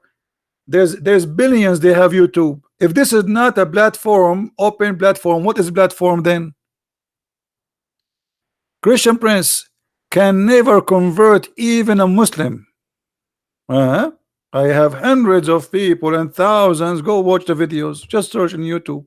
A Muslim left, actually just 2 days ago, 3 days ago, the son of a Muslim sheikh, he left Islam. Is that correct, guys? How many of you was here? His father is a sheikh. He called me. It did not take me even 20 minutes, and the guy, he said goodbye to Islam. Go watch the video.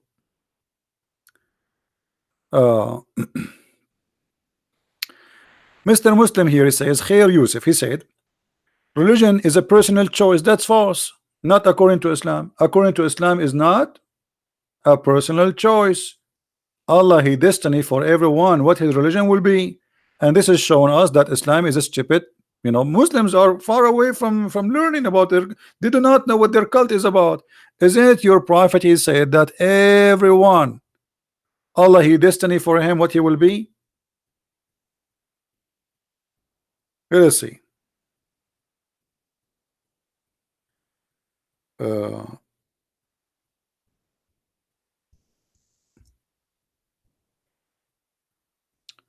Read.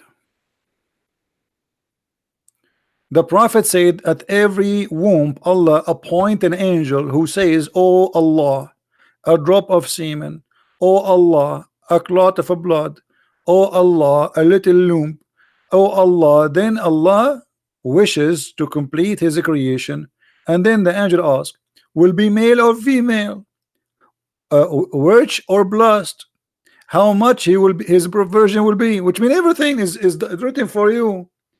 You will be bad, you will be good. It's not, you are not even created. So what do you mean the religion is a personal choice? You see how they don't know what they are talking about. Not only that,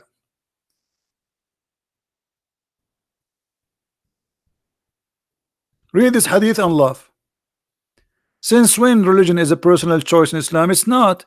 Even heaven and hell is not a personal choice. Read carefully with me. Muhammad here is giving you example about destiny. How Allah, He make your destiny when you are a baby, before you are created. I want all the Muslims to read carefully, show you how they do not know anything. Allah Messenger, the truthful and the truly inspired, said, each one of you collected in the womb of his mother for 40 days. 40 days. By the way, 40 days as what? As a sperm. 40 days as a sperm. In case you do not know that, it has confirmed that. Just to show you how fast Muhammad is. 40 days you are collected as a sperm, because you are 1 kilo of a sperm. Is that correct, Muslims? Read carefully with me, brother. Brother, this is your prophet saying, not me, brother.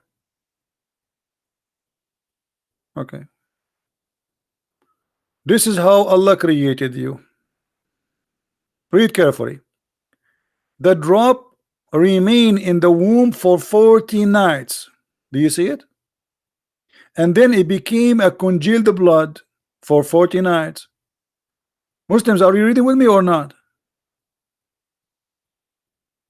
Do you really agree that sperm stay in the womb for 40 nights? What is that? Taking vacation?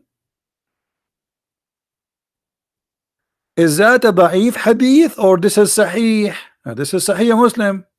We can show it to you from Sahih al-Bukhari. What do you want? All of those are sahih, brother. So Allah, He collect you in the womb of your mother for 40 days, and a different hadith says 40 or 50 days. Actually, here we go. The Prophet said, when the drop of semen remain in the womb for 40 or 50 days or 40 nights. Okay, let us connect this one to this one. You will be collected inside the mother womb for 40 days as what? As a semen. Nice to meet you, semen. 40 days as a semen. Science says that you can live maximum, the sperm, maximum of 5 days.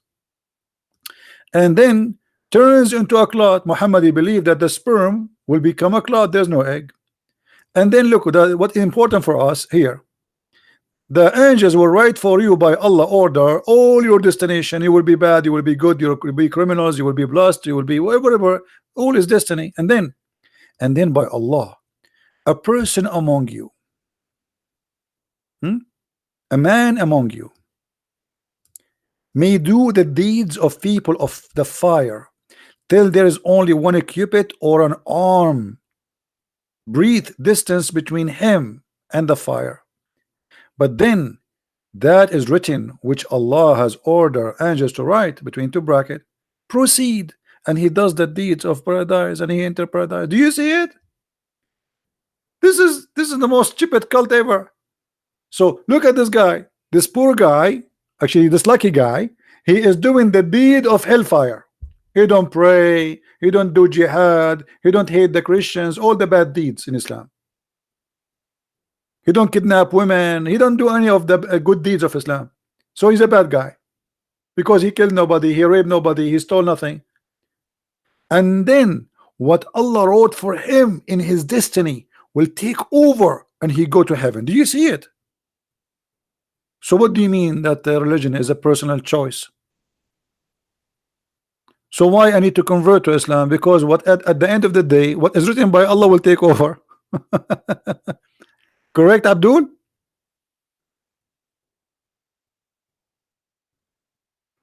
Guys, are you listening? So what the point?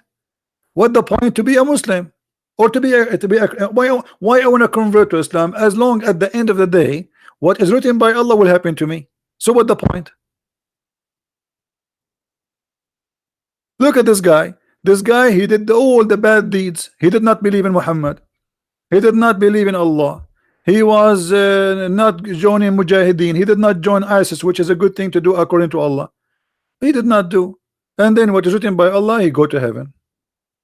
In the other side, look, Muhammad, he said, and a man, he may do the deeds of people of paradise, that there is only one cubit or two between him and paradise. It was almost there, like in the door, man, like almost there. Like he will open the door of the bus and he will jump in the platform. And then what is written by Allah will take over. And then that is written, proceed, and he does the deed of people of fire and he entered. Like what the heck? The poor guy, he was attending Zakir Naik seminar. He clapped each time Zakir Naik he says something. Predator. The prophet, he was the most powerful sexual predator, and he used to have 13 wives because he has the ability. And nobody can do what the prophet do except him. And even Aisha said, who of you can control his testicle like him? Okay, this guy, he attend all the seminars of Zakir Naik. He joined the Mujahideen, he joined Al-Qaeda, he killed many people, and now He's almost in the heaven, and then what is written by Allah will take over. So what the point of converting to this stupid cult? What is written by Allah will take over.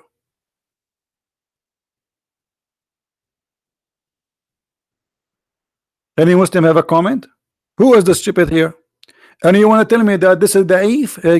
Good try. This is Sahih Bukhari.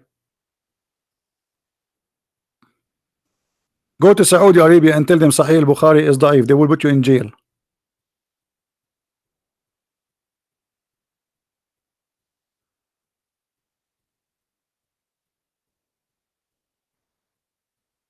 Hello?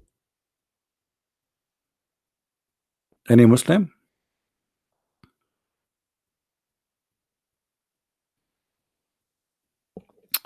Das, you keep repeating this. Come on, we get it. I know you are joking. Listen, guys. What about adultery? Why we do adultery? Why we do adultery? Why all of us, a human being, we commit sin? Look at this. Look at this. Doing adultery is not a choice in Islam. You have to do it because Allah destiny to you. Read carefully.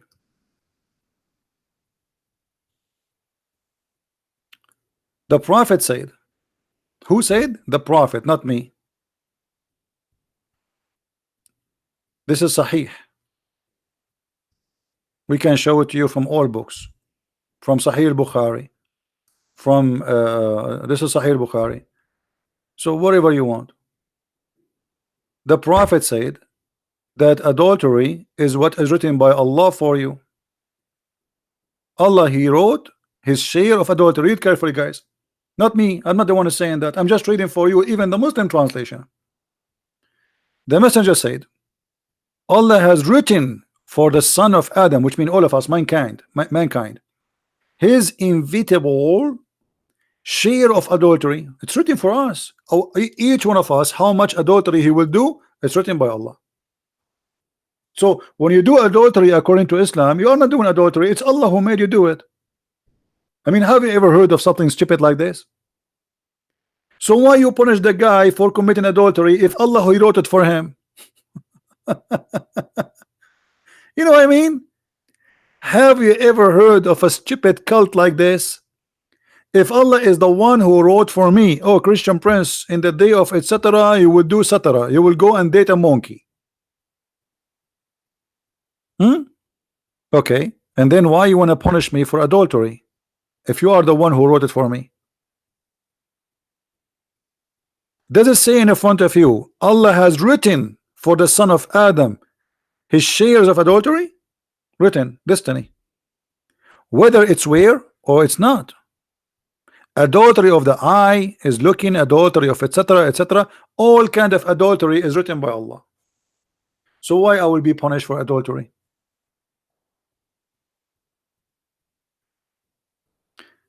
Huh?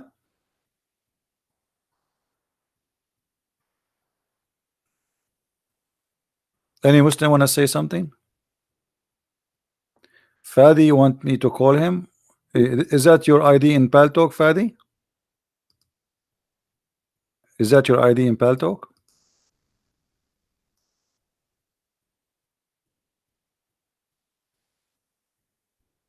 Yeah, if it's in Paltalk, I will call him, no problem.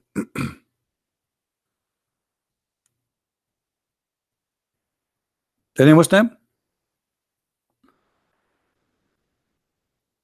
What is this? This is the most stupid cult.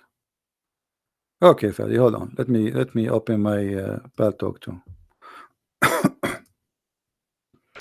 Let us see what Mr. Fadi want to say to us.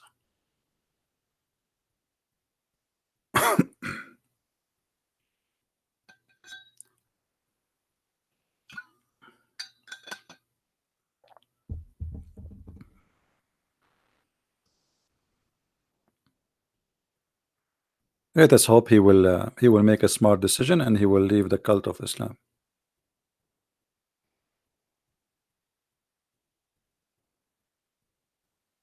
Let me look for your name. All right.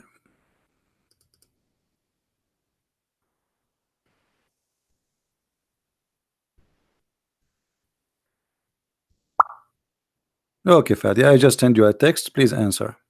It says you are offline still. When you come online, give me a call right away.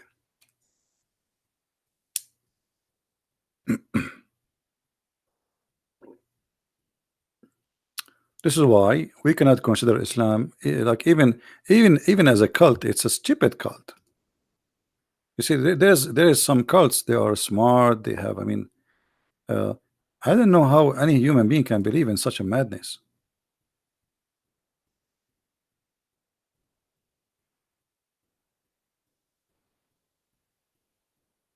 Fahim is a kid. You know, before he called me in Skype and he played for me Arabian love songs.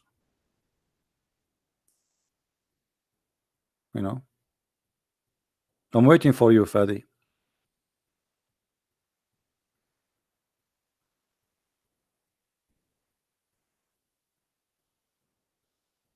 Yeah, look like he trying to make a date or something.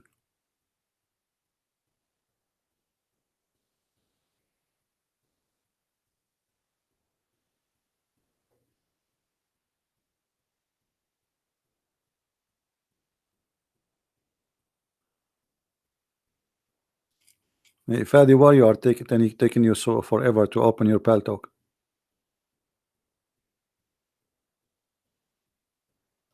Fahim saying don't talk bad. Okay, I'm not going to talk bad. So we cannot read the Quran no more.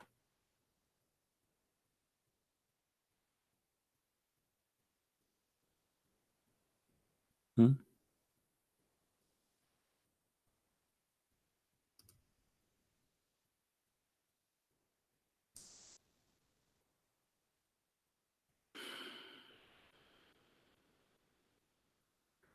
I'm receiving some messages. You know, guys, we want Muslims to call us, and the reason I want Muslims to call me,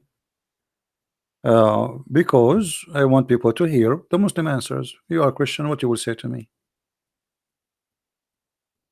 What I will say to you? I mean, there's no point. I want Muslims. We'll give them a chance to answer, to talk, and to hear their side of the story. Right?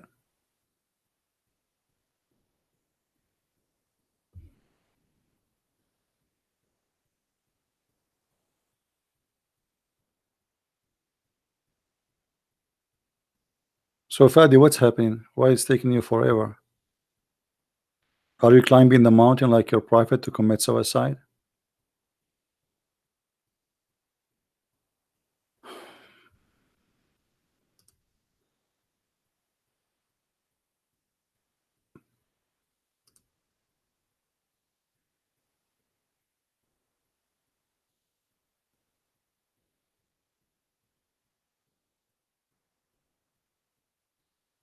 Maybe he was just, making things up. He want to call. So, do we have any Muslim have any comment about Allah? He wrote your destiny to commit adultery. What about the sin of Adam? Was Adam did the Muslim, they say Adam was a prophet, which is very funny. He's a prophet. The first man was a prophet to who? Anyway, and what kind of a prophet? He was kicked out of heaven. Look what happened in the story of Adam. Even the story of Adam in Islam proven to us that Muhammad is a false prophet. According to Islam, according to Muhammad, uh, the sin of Adam was a fate. It was not a choice of Adam. Read carefully. This is Sahih Bukhari, very Sahih Hadith. Allah Apostle said Adam and Moses met, and Moses said to Adam, you are the one who made the people miserable and turned them out away from paradise. Adam said, you are the one who Allah selected him, spoke to him, etc. And then he said to him, do you find that written in my fate before my creation? I mean, do you blame me? It's written in my feet. The sin I did, this is written in my feet. Have nothing to do with my sin. Have you ever heard of a stupid thing like this before? So even Adam, he is a victim of Allah. In the other, if you remember, we have a guy. He called me, and he said, yes, Allah, he made Adam commit sin because he was looking for a victim, so he will be known. You believe it?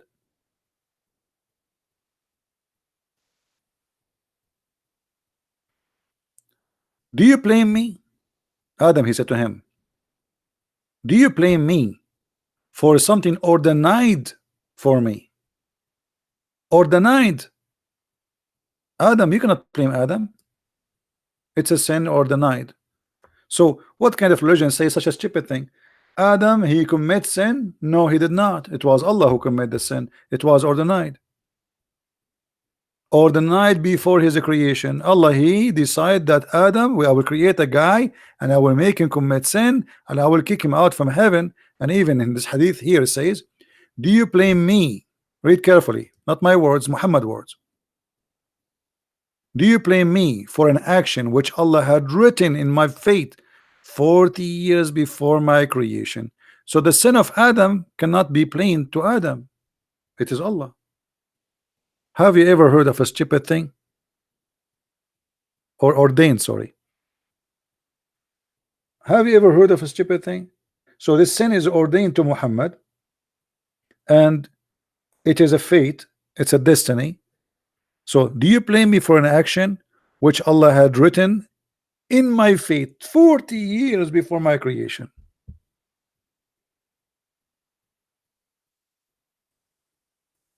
What do you say, Muslims? So our sin, and we cannot be blamed for. So what is hell and heaven about then in Islam? I mean, how stupid this story is. If Adam commits sin because Allah, he forced him to commit sin, and we cannot blame Adam for his sin, and we showed you that Allah, he wrote the sin of every human being, his portion of sin, it's in his fate. So why we are going to be punished?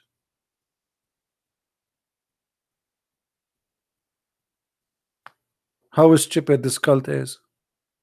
Why Adam was even kicked from heaven? If this is written for him, where is justice? Adam based in this. And look here, by the way, we find that Moses, he believed in the original sin. And how the Muslim, they say Moses was a prophet in Islam, he's a Muslim prophet, but yet he don't understand how Adam commit his sin. Moses here, he believed in what the Christian believe, original sin. What is original sin? That because of Adam we are kicked out of heaven, and now we are sinners too. We commit sin, and Adam the same as Adam commits sin. But this is not a destiny. So look here, Moses, he believed as he is a Christian, yet the Muslim, they say Moses was a Muslim. Moses, he died and now supposedly in heaven, and he met with Adam. How Moses will meet with Adam unless it's in heaven? The whole story is stupid. According to Muhammad, nobody is resurrected. The first one will be resurrected to go to heaven. It is going to be Muhammad. So how he's talking Moses and Adam, they met and they have this debate. Where they met? In the grave? In the cafeteria? In the buffet? Let it go. So as you see, everything in front of us is a madness. We cannot find anything in this cult logical, not even for a second.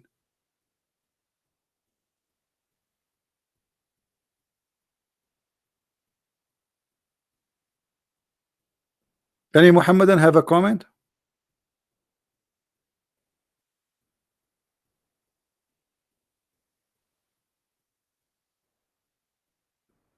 Any Muhammadan have something to say?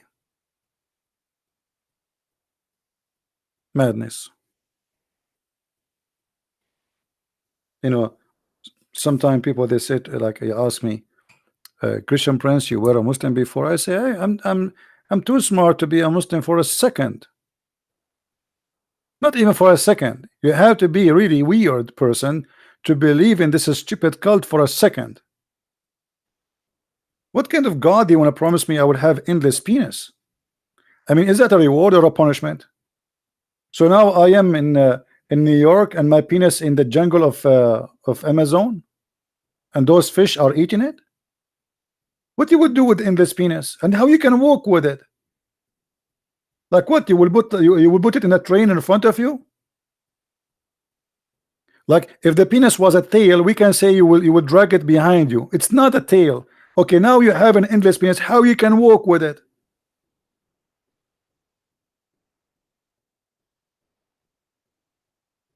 And what kind of God he opened for me Las Vegas? Like, you know, there is 70 women, they are waiting.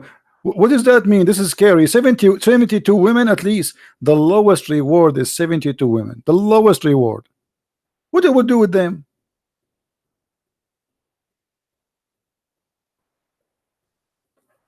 If Fadi is not serious, my pal talk is on. He never called me. He never texted me.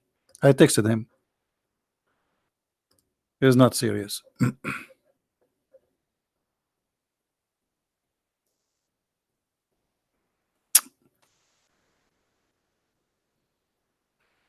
Any Abdul?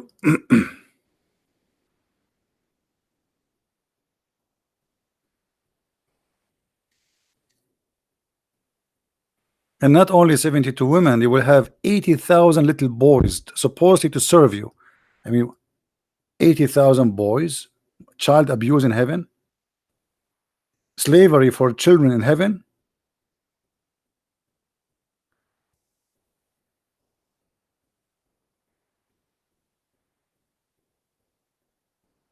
What they would do to me? The least of the people in paradise in possession is one with 80,000 boy, not servant. Suppose they are servant, yeah, but they are boys. The Quran speak about them. And then 72 women, and every woman, look at this. All the people in paradise, they will be 30 years old. All the men, they will be 30 years old.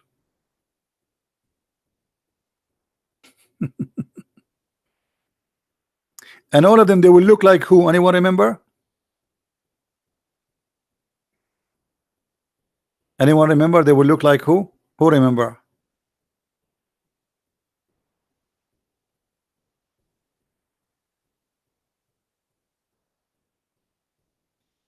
I downloaded the app. It is in my desktop. Double click, nothing pop up. Fadi, guys, Fadi, Allah is not helping him. Fadi, did you say inshallah before you do that? Because your prophet said that the prophet Solomon, he decided to have sex with 99 women, and because he forgot to say inshallah before he took off his panty, Allah make him have no child except one half a child. And obviously you did not say inshallah before you click at Pal Talk, brother.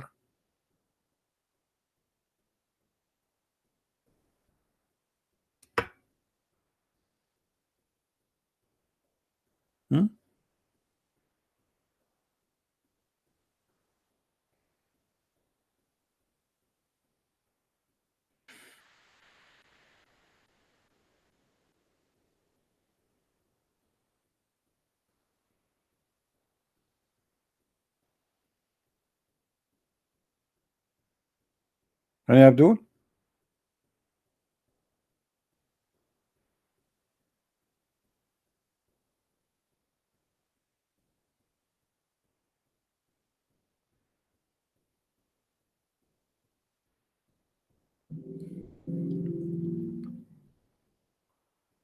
Anyone?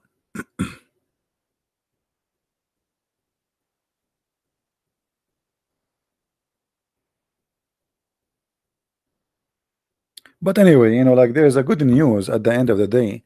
Muhammad, do you believe Al Mahdi is an antichrist? There's nothing is called Al Mahdi. Mahdi is a stupid story. What Mahdi? All the story of this Mahdi is fabrication. They believe he is born from the side of the leg of his mother. Why? Because no way Al Mahdi he will be born of a vagina, brother. You see, those people who been forced to convert to Islam, they used to have their own cult before Islam, and when they are forced to a new religion, they brought from their cults many stories. the same as Muhammad. Islam is a collection of cults.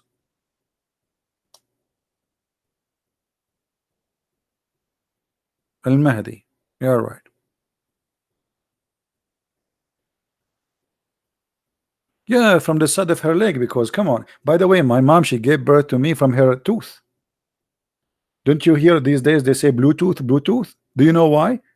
Because my mother, when she gave birth to me, it was very painful in her tooth, and her tooth became blue. Since then, they start saying Bluetooth. That's why we say that we are the Arab, we are the first one who come with the Bluetooth. Al-Mahdi, his mother, she gave birth to him from the side of her leg. And all the idiot believe in that.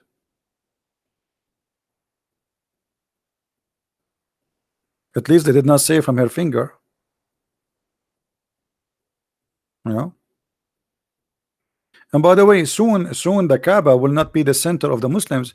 The biggest visitors for Muslims now is Karbala. Let me show you. Hold on. Anyone knows what Karbala is? How many of you knows what is Karbala? Let us see if we can find. I wish I can play for you. There's live TVs for Karbala. You know, but they might claim. Look, this is the biggest. You know, most of Muslims do not. Most people do not know. They think the Kaaba is the best, the biggest gathering for Muslims. It's not true. The Shia, they have the biggest gathering for Muslims in the world. Look at this. Look at this. All those people, they creep in their belly. They don't even walk. They are not allowed to walk. They creep in their belly to go to the grave of Al-Hasan al-Hussein. Do you believe it? Millions. Look at the grave. Look at the grave, covered by gold and jewelries, and people are dying to kiss it, to touch it.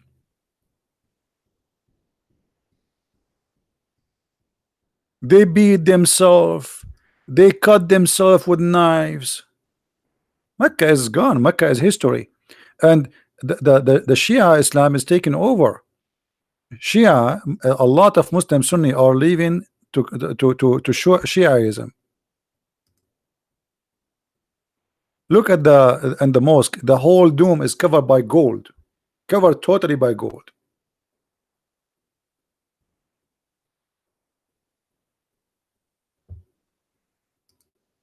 You see? Look. The Kaaba is nothing.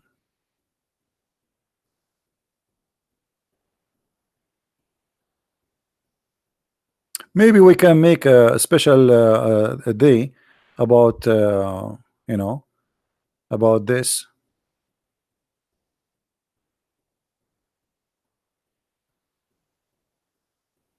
Do you see how they are covered by gold? Do you see it? Totally by gold. And when they go to this square, they don't. When they go inside the square, they don't walk. They go like in their belly. They creep.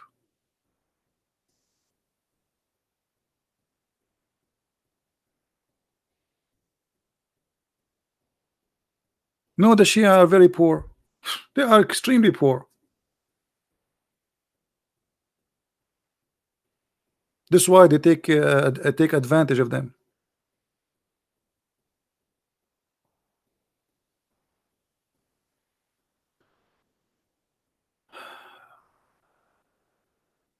What is what? Appetizing? I'm not sure what this word mean, Benny Yusuf. Appetizing? What appetizing mean? Is that from appetite? What make people like it, you mean? Well, because Shia are, you see, there's many things the Sunni they changed in their cult, and there's many things the Shia they changed in the cult of Muhammad. As an example, the Shia are truthful more when they say that the Mut'ah never been cancelled, and this is the truth. The Quran, the verse is there. The Muslim Sunni, they changed, but the Shia they changed a lot too. So both of them, they are in competition, and they claim that you are the one who will go to hell, we are going to go to heaven. But but both of them, they have a lot of, I mean, everything they believe in is garbage.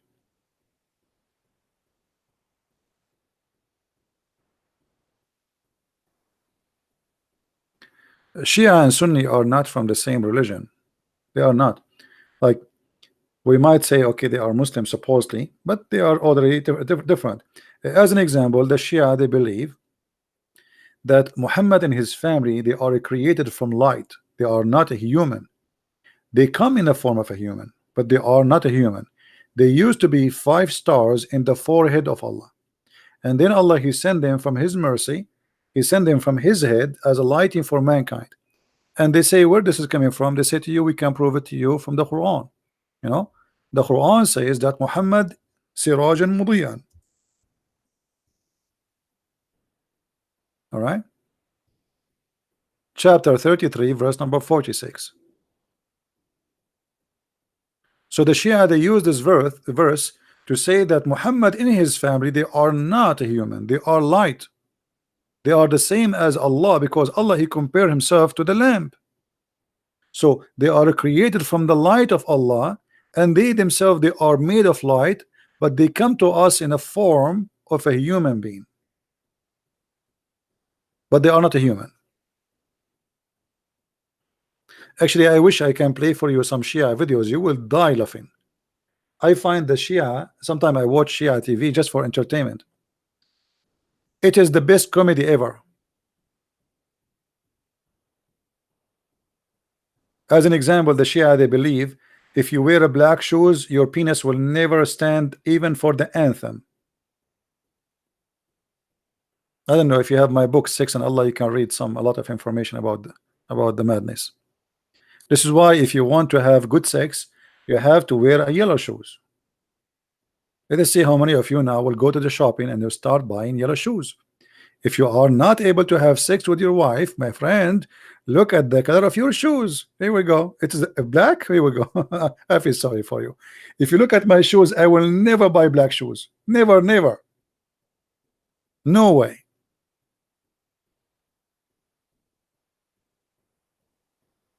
What link? You want link now for the store? Get my book.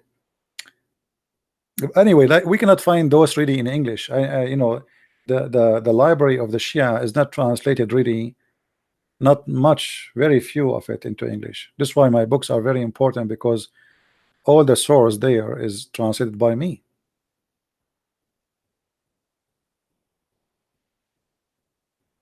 How did Ahlul Bayt get killed if they all had a perfect knowledge?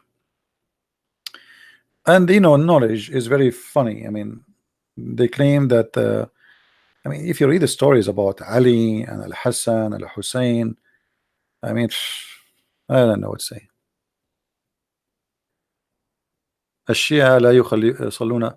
الشيعة don't believe in the Sunnah. They are Muslims. Shia, they play taqiyya, very much taqiyya, so which means taqiyya. So if you go, if you are a Shia between Muslim Sunni, he will say, oh, we love you, we are Muslim like you, but but this is just for protection. Let us show you some reference, even though this is not our topic for today, but we can add some spice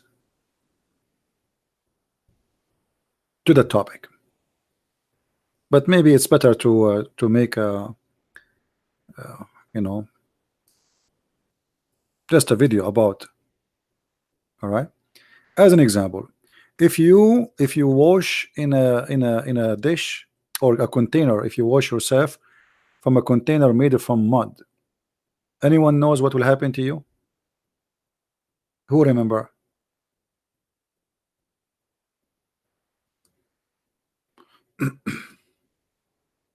Nobody remember?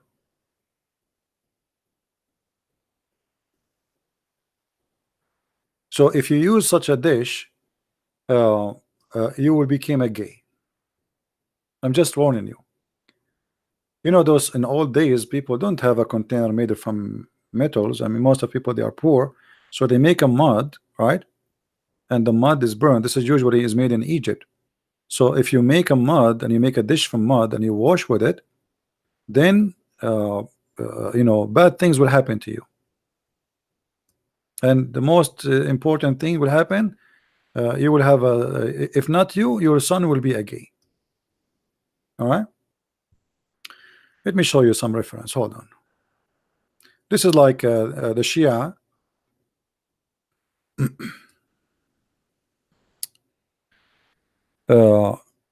From Ali, from Al-Hassan, may Allah peace on him, from the Prophet, Allah pray on him and in his family. He said, the Prophet said, so this is, you see, this is Shia hadith. This is, you will not find in a Sunni. Don't wash your head with the mud of Egypt. He don't mean really washing your head by the mud itself, but like putting your water in the container have made from mud, because it's going to make you lose your jealousy, which means if your wife she sleep around, you will not be jealous, and you will your children after you will be pimps. Okay, they will let their women sleep around. Okay, this is the book of Al-Kafi, volume number 6, page number 501. And this is the reference here, more reference. And this is the same hadith. Okay, yeah, here in this hadith here it says, if you wash yourself with such a container made of mud, it's going to make you have leper, like those leper. I mean, no comment. No comment. All right. This is some of the stupid stuff, but there is English. Let us see. Let us give you something else.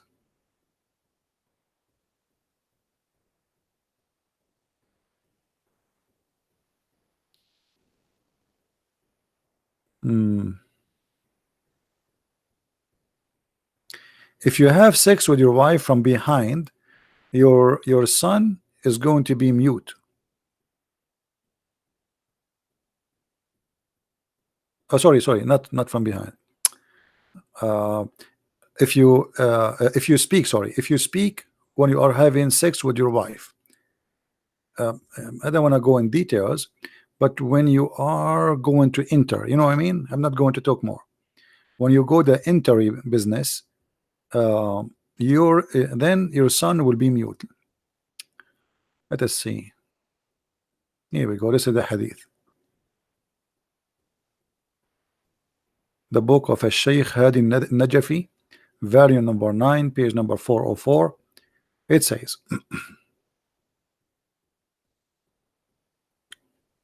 okay, be aware not to talk during having sex when you enter your, into, because that will make your seeds be mute. They cannot talk. So if you are a person who is mute, that because your father and your mother, they have sex during the intercourse, specifically when he, all right.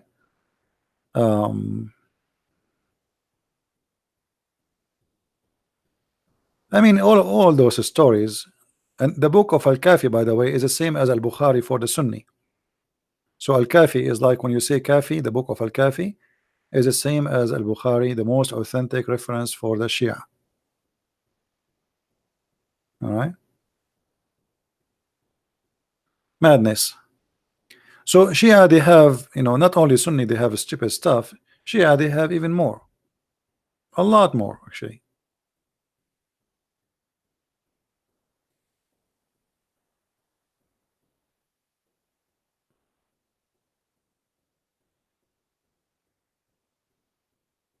Do we have any Muslim have a comment? Al-Kafi, not Al-Kafir. Al-Kafi.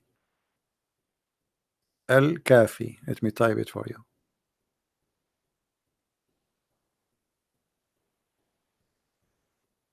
Al-Kafi.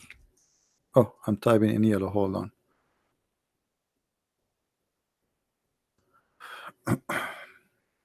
Al-Kafi. This is equal to Al-Bukhari. But this is a Shia book, which means if you read from this book to a Muslim Sunni, he don't accept it. Okay. Now both of them, they are hypocrite. If there is a hadith in this book they like, they say we accept it. You know what I mean? The same as the Shia. They say Al-Bukhari is full of garbage. They don't accept it. But the second the hadith is fit with their religion, they say we accept it.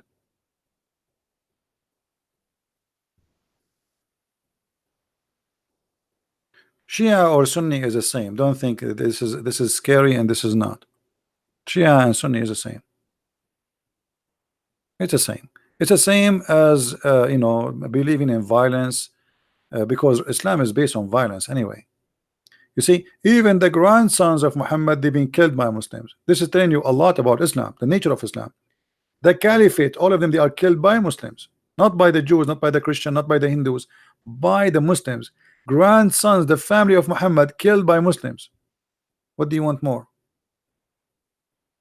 Which is better? None. None. Both of them, they practice taqiyya and they lie. But Shia, I find that Shia, like let us say if Muslim Sunni, they like maybe 85% of the time, Shia, they are skyrocketing in lying. Like they are 110 of 100 lies. Nobody beat the Shia in lying. Like there's a guy, his name Imam Tawhidi. I'm sure many of you heard of him, right? This guy is a big fat liar. If you speak Arabic and you watch my debate with the head of the Shia in USA, the guy, his name Sheikh what his name? Hisham Hisham al-Husseini. Hisham al-Husseini. He was even a consultant for the idiot George Bush. So when they brought him to debate me, the guy in the beginning, he starts saying, we Muslims and Christians, we live together. I mean, if you listen to this guy, he's talking like about honeymoon time. I mean, at that time we are having the debate, Christians are being slaughtered in Iraq, and he is making a speech about how nice and Christians and Muslims living together, brother. And I made him shish kebab. If you watch the debate, you will see the guy, his head is flipping. And then in the beginning he was nice, and then he said we are going to cleanse the earth from people like you. Look how they change. Shia, you see what the Shia do? In the beginning, Christians and Muslims, we are brothers, and then he said clearly that he will cleanse the Zionists. He accused me to be a Zionist. Anyone who say the truth is a Zionist, and he will cleanse Israel from people like me, which means the Zionists supposedly.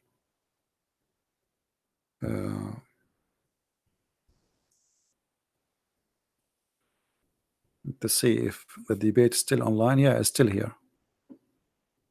Yeah, this is the debate here. I don't know how many of you did watch it, but this is good for those who speak Arabic only. You know, if you see the comment, the Muslim, they were saying, this guy, you paid him, why he was speaking stupid, there's no way this guy, he know what he's talking about, you know. Yeah, we made him shish kebab. No mercy. This is him.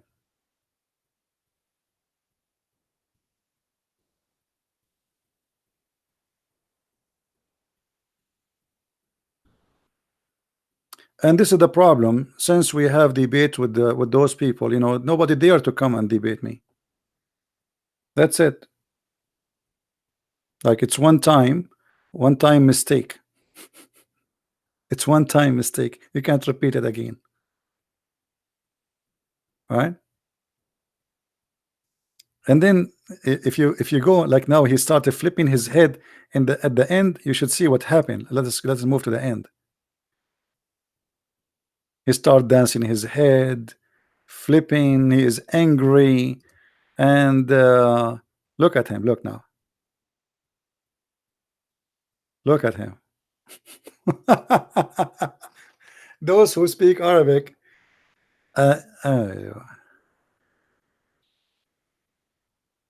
Yeah.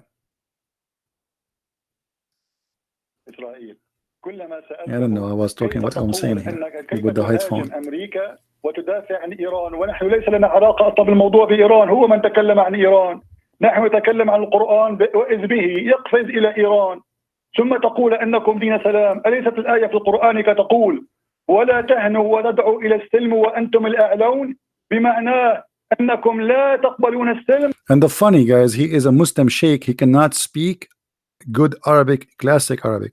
I'm speaking a classic professional Arabic. He is the sheikh who do not know how to speak it. I am not a sheikh, and I am speaking in a classic. Those who speak Arabic, they can listen. So they are no match. They are no match in any mean, in any way. And the guy, he went so crazy, and is at the end suddenly he wanna destroy all the Christians, the Zionist. I am a Zionist, and they will clean Israel from us. You know, yeah.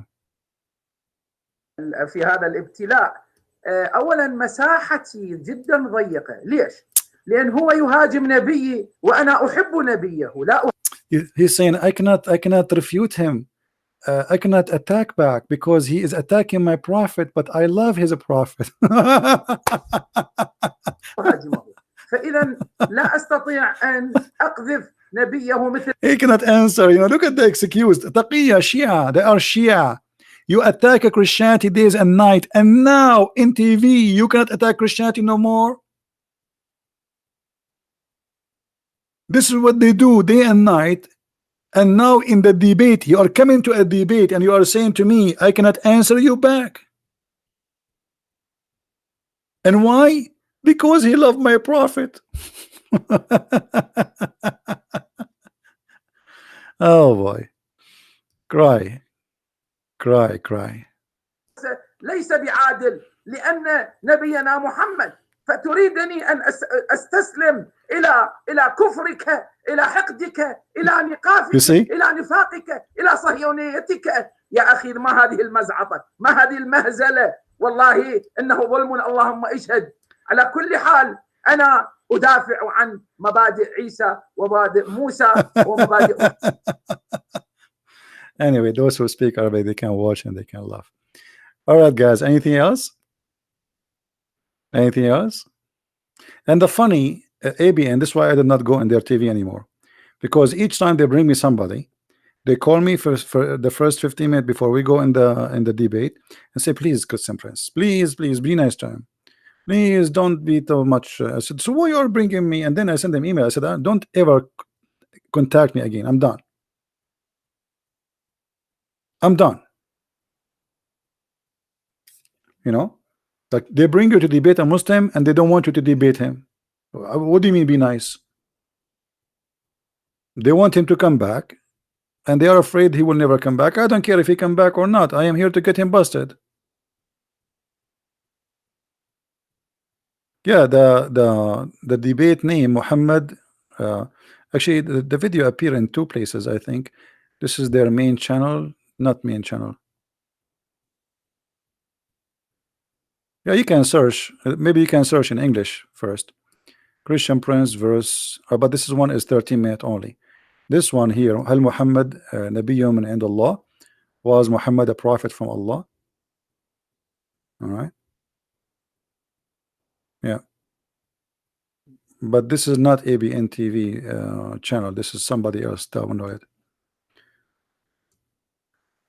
All right, guys.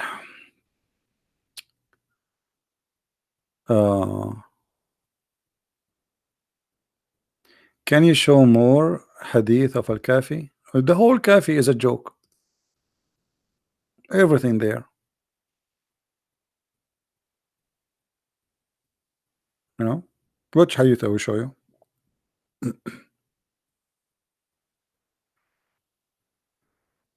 Your name is Al-Mahdi, right? The guy who's asking me, are you a Muslim? Do you know that Al-Mahdi is going to appear in the judgment day and he is going to be naked? He will appear in the front of the sun in the sky and he is totally naked. Do you know that? The guy who called himself Al-Mahdi? Are you a Shia, my friend? Al-Mahdi?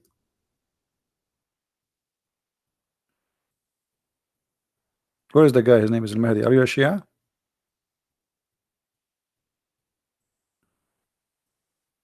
He will appear in the sky and he is wearing no clothes, and he will appear in the front of the sun, like he is in the sky, the sun behind him. And you can you can imagine the effect. I don't know why you are a Shia. Okay, let me find you the hadith then.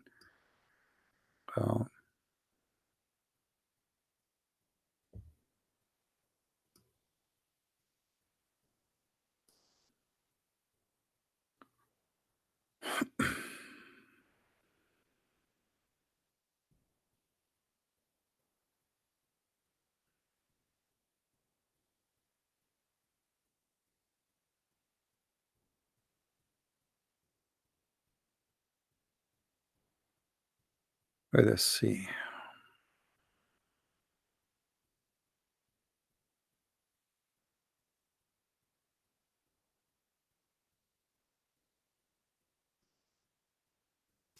All right. You see, I don't want to show you from a place which is not Shia. This is a Shia website. It's called Ya Hussein. Oh Hussein. All right. Do you see the Shia, the website? Ya Hussein. All right. How okay. How the Mahdi he will be known. Let us see.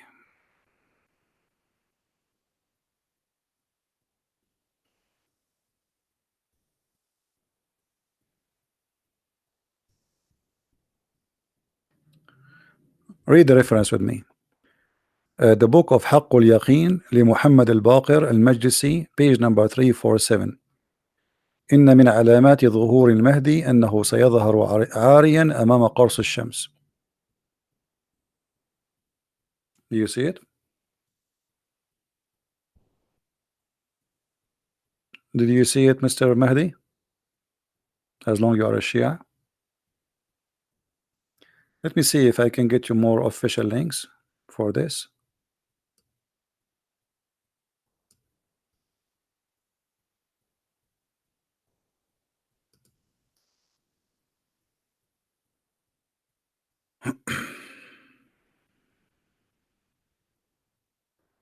But anyway, that's enough. I mean, the same story.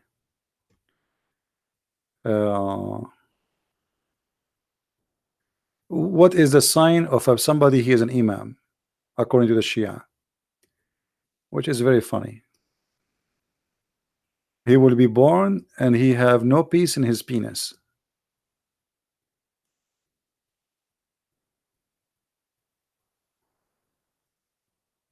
Which means he is circumcised. And if he fell in the ground, he will fall in his bum, not in his side, or you know.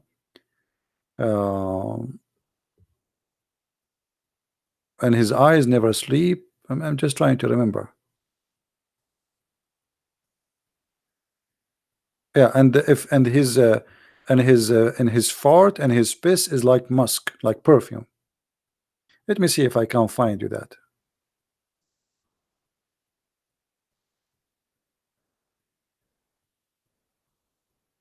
There's endless of stupid stories, you know.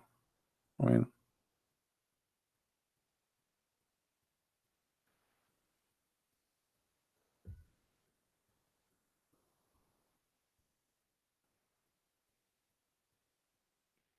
all right, this is from Al-Kafi. As long as you like Al-Kafi.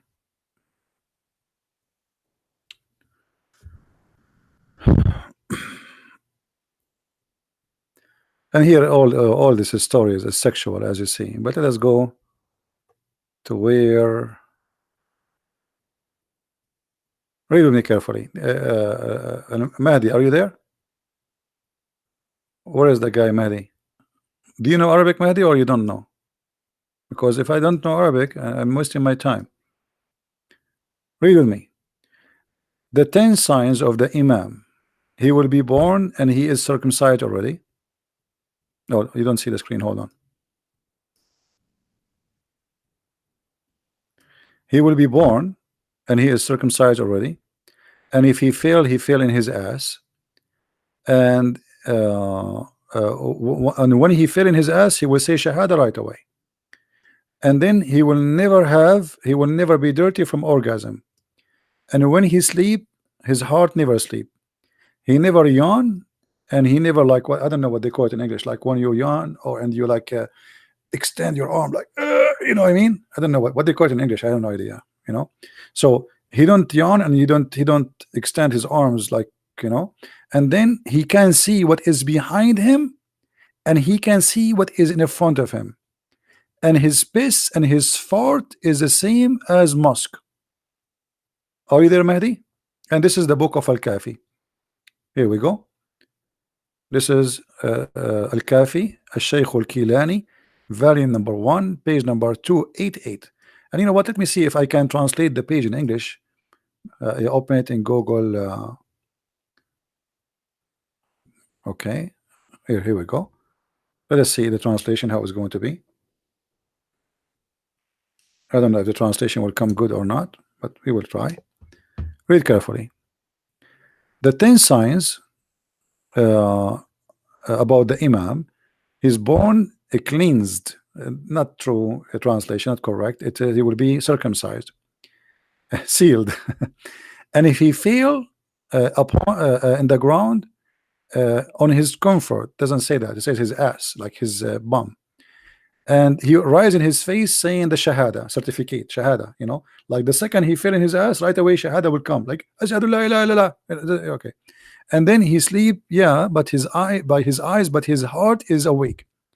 He do not know do yawn, and does not, you know, extend his arms, like, you know. And when he do fart, his fart, it's proceeding, and his piss is like smell like a musk. Do you see it? Are you there, Mahdi? This is your books. This is your the same as Al-Bukhari for the Sunni. Do you really believe in this, Mahdi? What do you think? By the way, you know, when I fart too, my fart smell like musk. Actually, I'm thinking to sell some of it in Amazon or some stuff, you know. Do you really believe in this, Mahdi?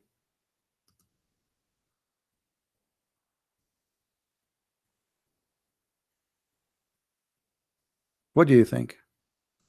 Use your brain, you know. Use your brain. Obviously, this is, I mean, the Shia, they come with millions of stories. Obviously, they worship those Muhammad family. They create a religion of worshiping a bunch of Muhammad and his family. This is what Shia is about. The Sunni, they focus on worshiping Muhammad. They make him, they favor him upon God. The Shia, they have a corporation, Muhammad and his family, and, you know, corporation. It's a gang, mafia.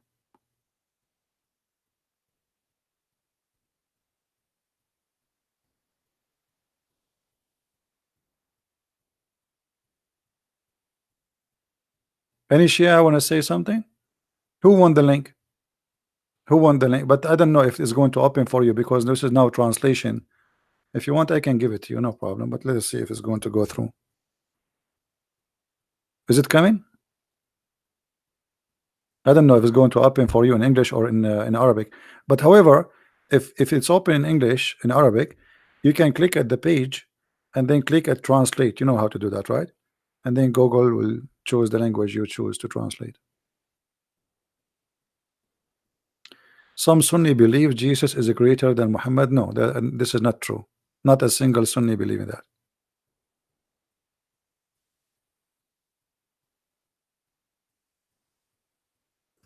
Did the link come to you? Did you receive the link I posted? Is it open or doesn't work?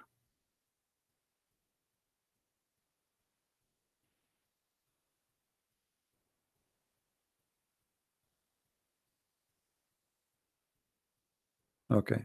Yeah, you can click at the page. You click at the page in the background of the page here, and then you can choose to translate, you know. You can choose to translate. And it's at the end, you go down And here you will see another funny story, you know, about sexuality, a woman having sex, whatever, blah blah blah blah. Madness. Garbage in, garbage out.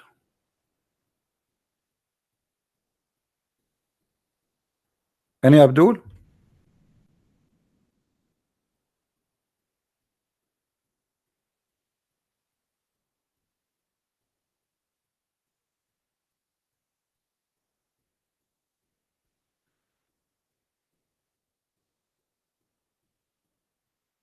No one?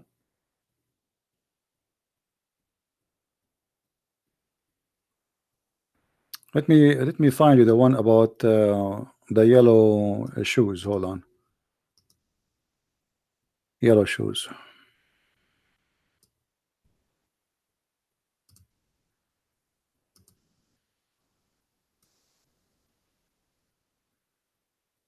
And by the way, many of the Shia, they believe in every word is written there. It's not like you know, they believe in it strongly.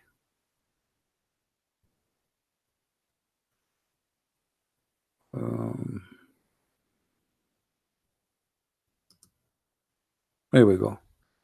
This is the book of Wasail al-Shia. It's the same as Al-Kafi too.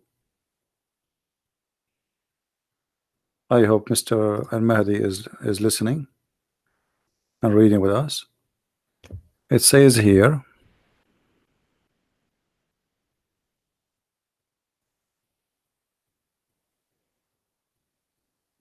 oh, this one is not about the sex. Hold on.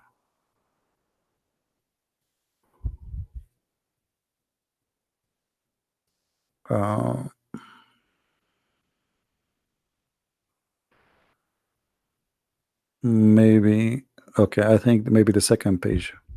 Anyway, this is the book of Wasail al-Shia by Al-Hurr Al-Amili, volume number 5, page number 69. And here it says, the one who wear yellow shoes, there's a three things, like three favorite things will happen to him. What are they? Let us see the page after, page number 70. It says, it make your vision clear and will make your penis straight and strong and is going to kill your worry. Let us try translate the page.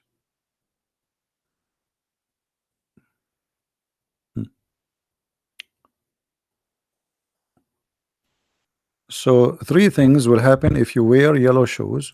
What is number one? It clear your vision, and then mask your penis. You see here it doesn't say the word penis, did not translate correctly. So it mask your penis. Your penis will be very powerful. You can break concrete with it, or if you have like a walnut, you want to break it, you can use your penis. And then will kill all the concern you have in your life. This is all because you wear yellow shoes. I don't know how many of you wear yellow shoes, but I hope women, they will not wear yellow shoes, because okay, the women, she don't have a penis. What will happen? They will grow one. Are you there, Al-Mahdi? Too bad the translation is not really good, you know, but Google what you can do.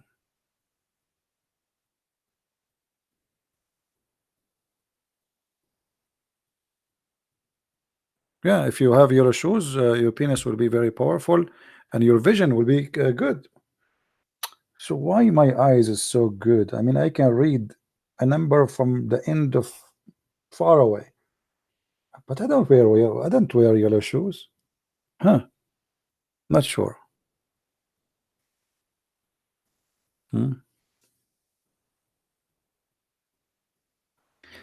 Anyway, guys, I think we have enough for now, and we try to. I will try to come tomorrow. Did we have a good time, guys? Now I want to see how many of you tomorrow will come here wearing your yellow shoes, especially men. I don't want to see women wearing yellow shoes. Otherwise, you will grow something you don't want to be there. That's not a good news for you. All right. So let us see how many of you will jump in his car immediately, and he will go and just buy yellow shoes. You know. And the funny, I look at Nasrallah, the leader of the Shia in Lebanon. He don't wear yellow shoes.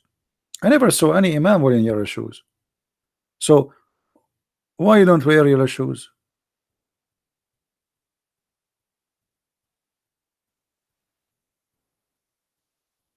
Let me give you the link here.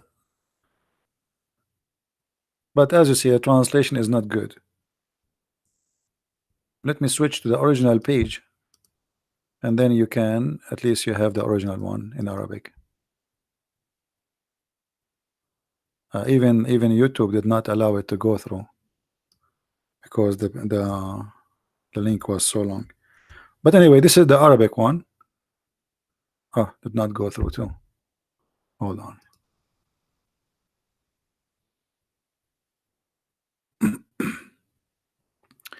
I guess because it has Arabic, and Arabic make it, yeah, it doesn't go through.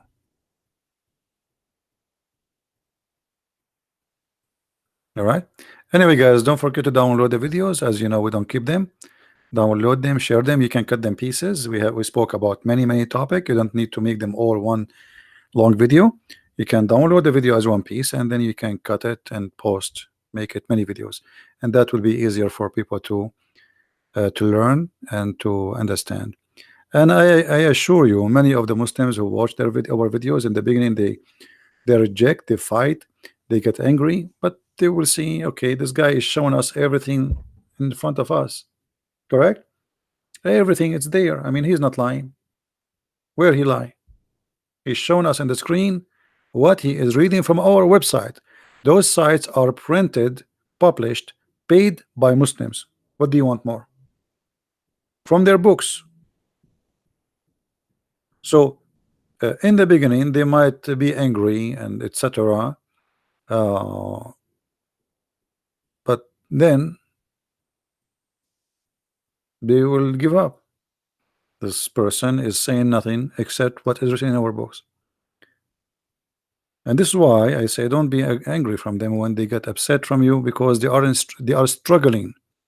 The more they are angry, the more they are in struggle, not because they are comfortable, because they could not believe it that their book is full of this garbage. So they go in a stage of a denial, and they think by screaming, by shouting, by calling names, by making death threat, they think they can stop what is in their head. It's already in their head, and they are like, okay, I'm not going to listen to this, you know. But you know, they try to resist, but it's not going to work. At the end of the day, we are saying nothing but the truth. Anyway, I want to say thank you guys for being here, and I hope I will be able to come tomorrow. If not, by the day after. Don't forget to subscribe to our channel if you like what we do. And as you see, what we do here is a free school for everybody, and everybody is welcome to invite his friends and learn, take notes, save reference. Anytime you find something in the screen you think it's a good reference for you to save, it's very easy. Pause the video, type the exact words, especially we're talking about English, type the exact words you see in the screen, like 5 or 6 of them in Google. You will find the reference immediately. It's very easy.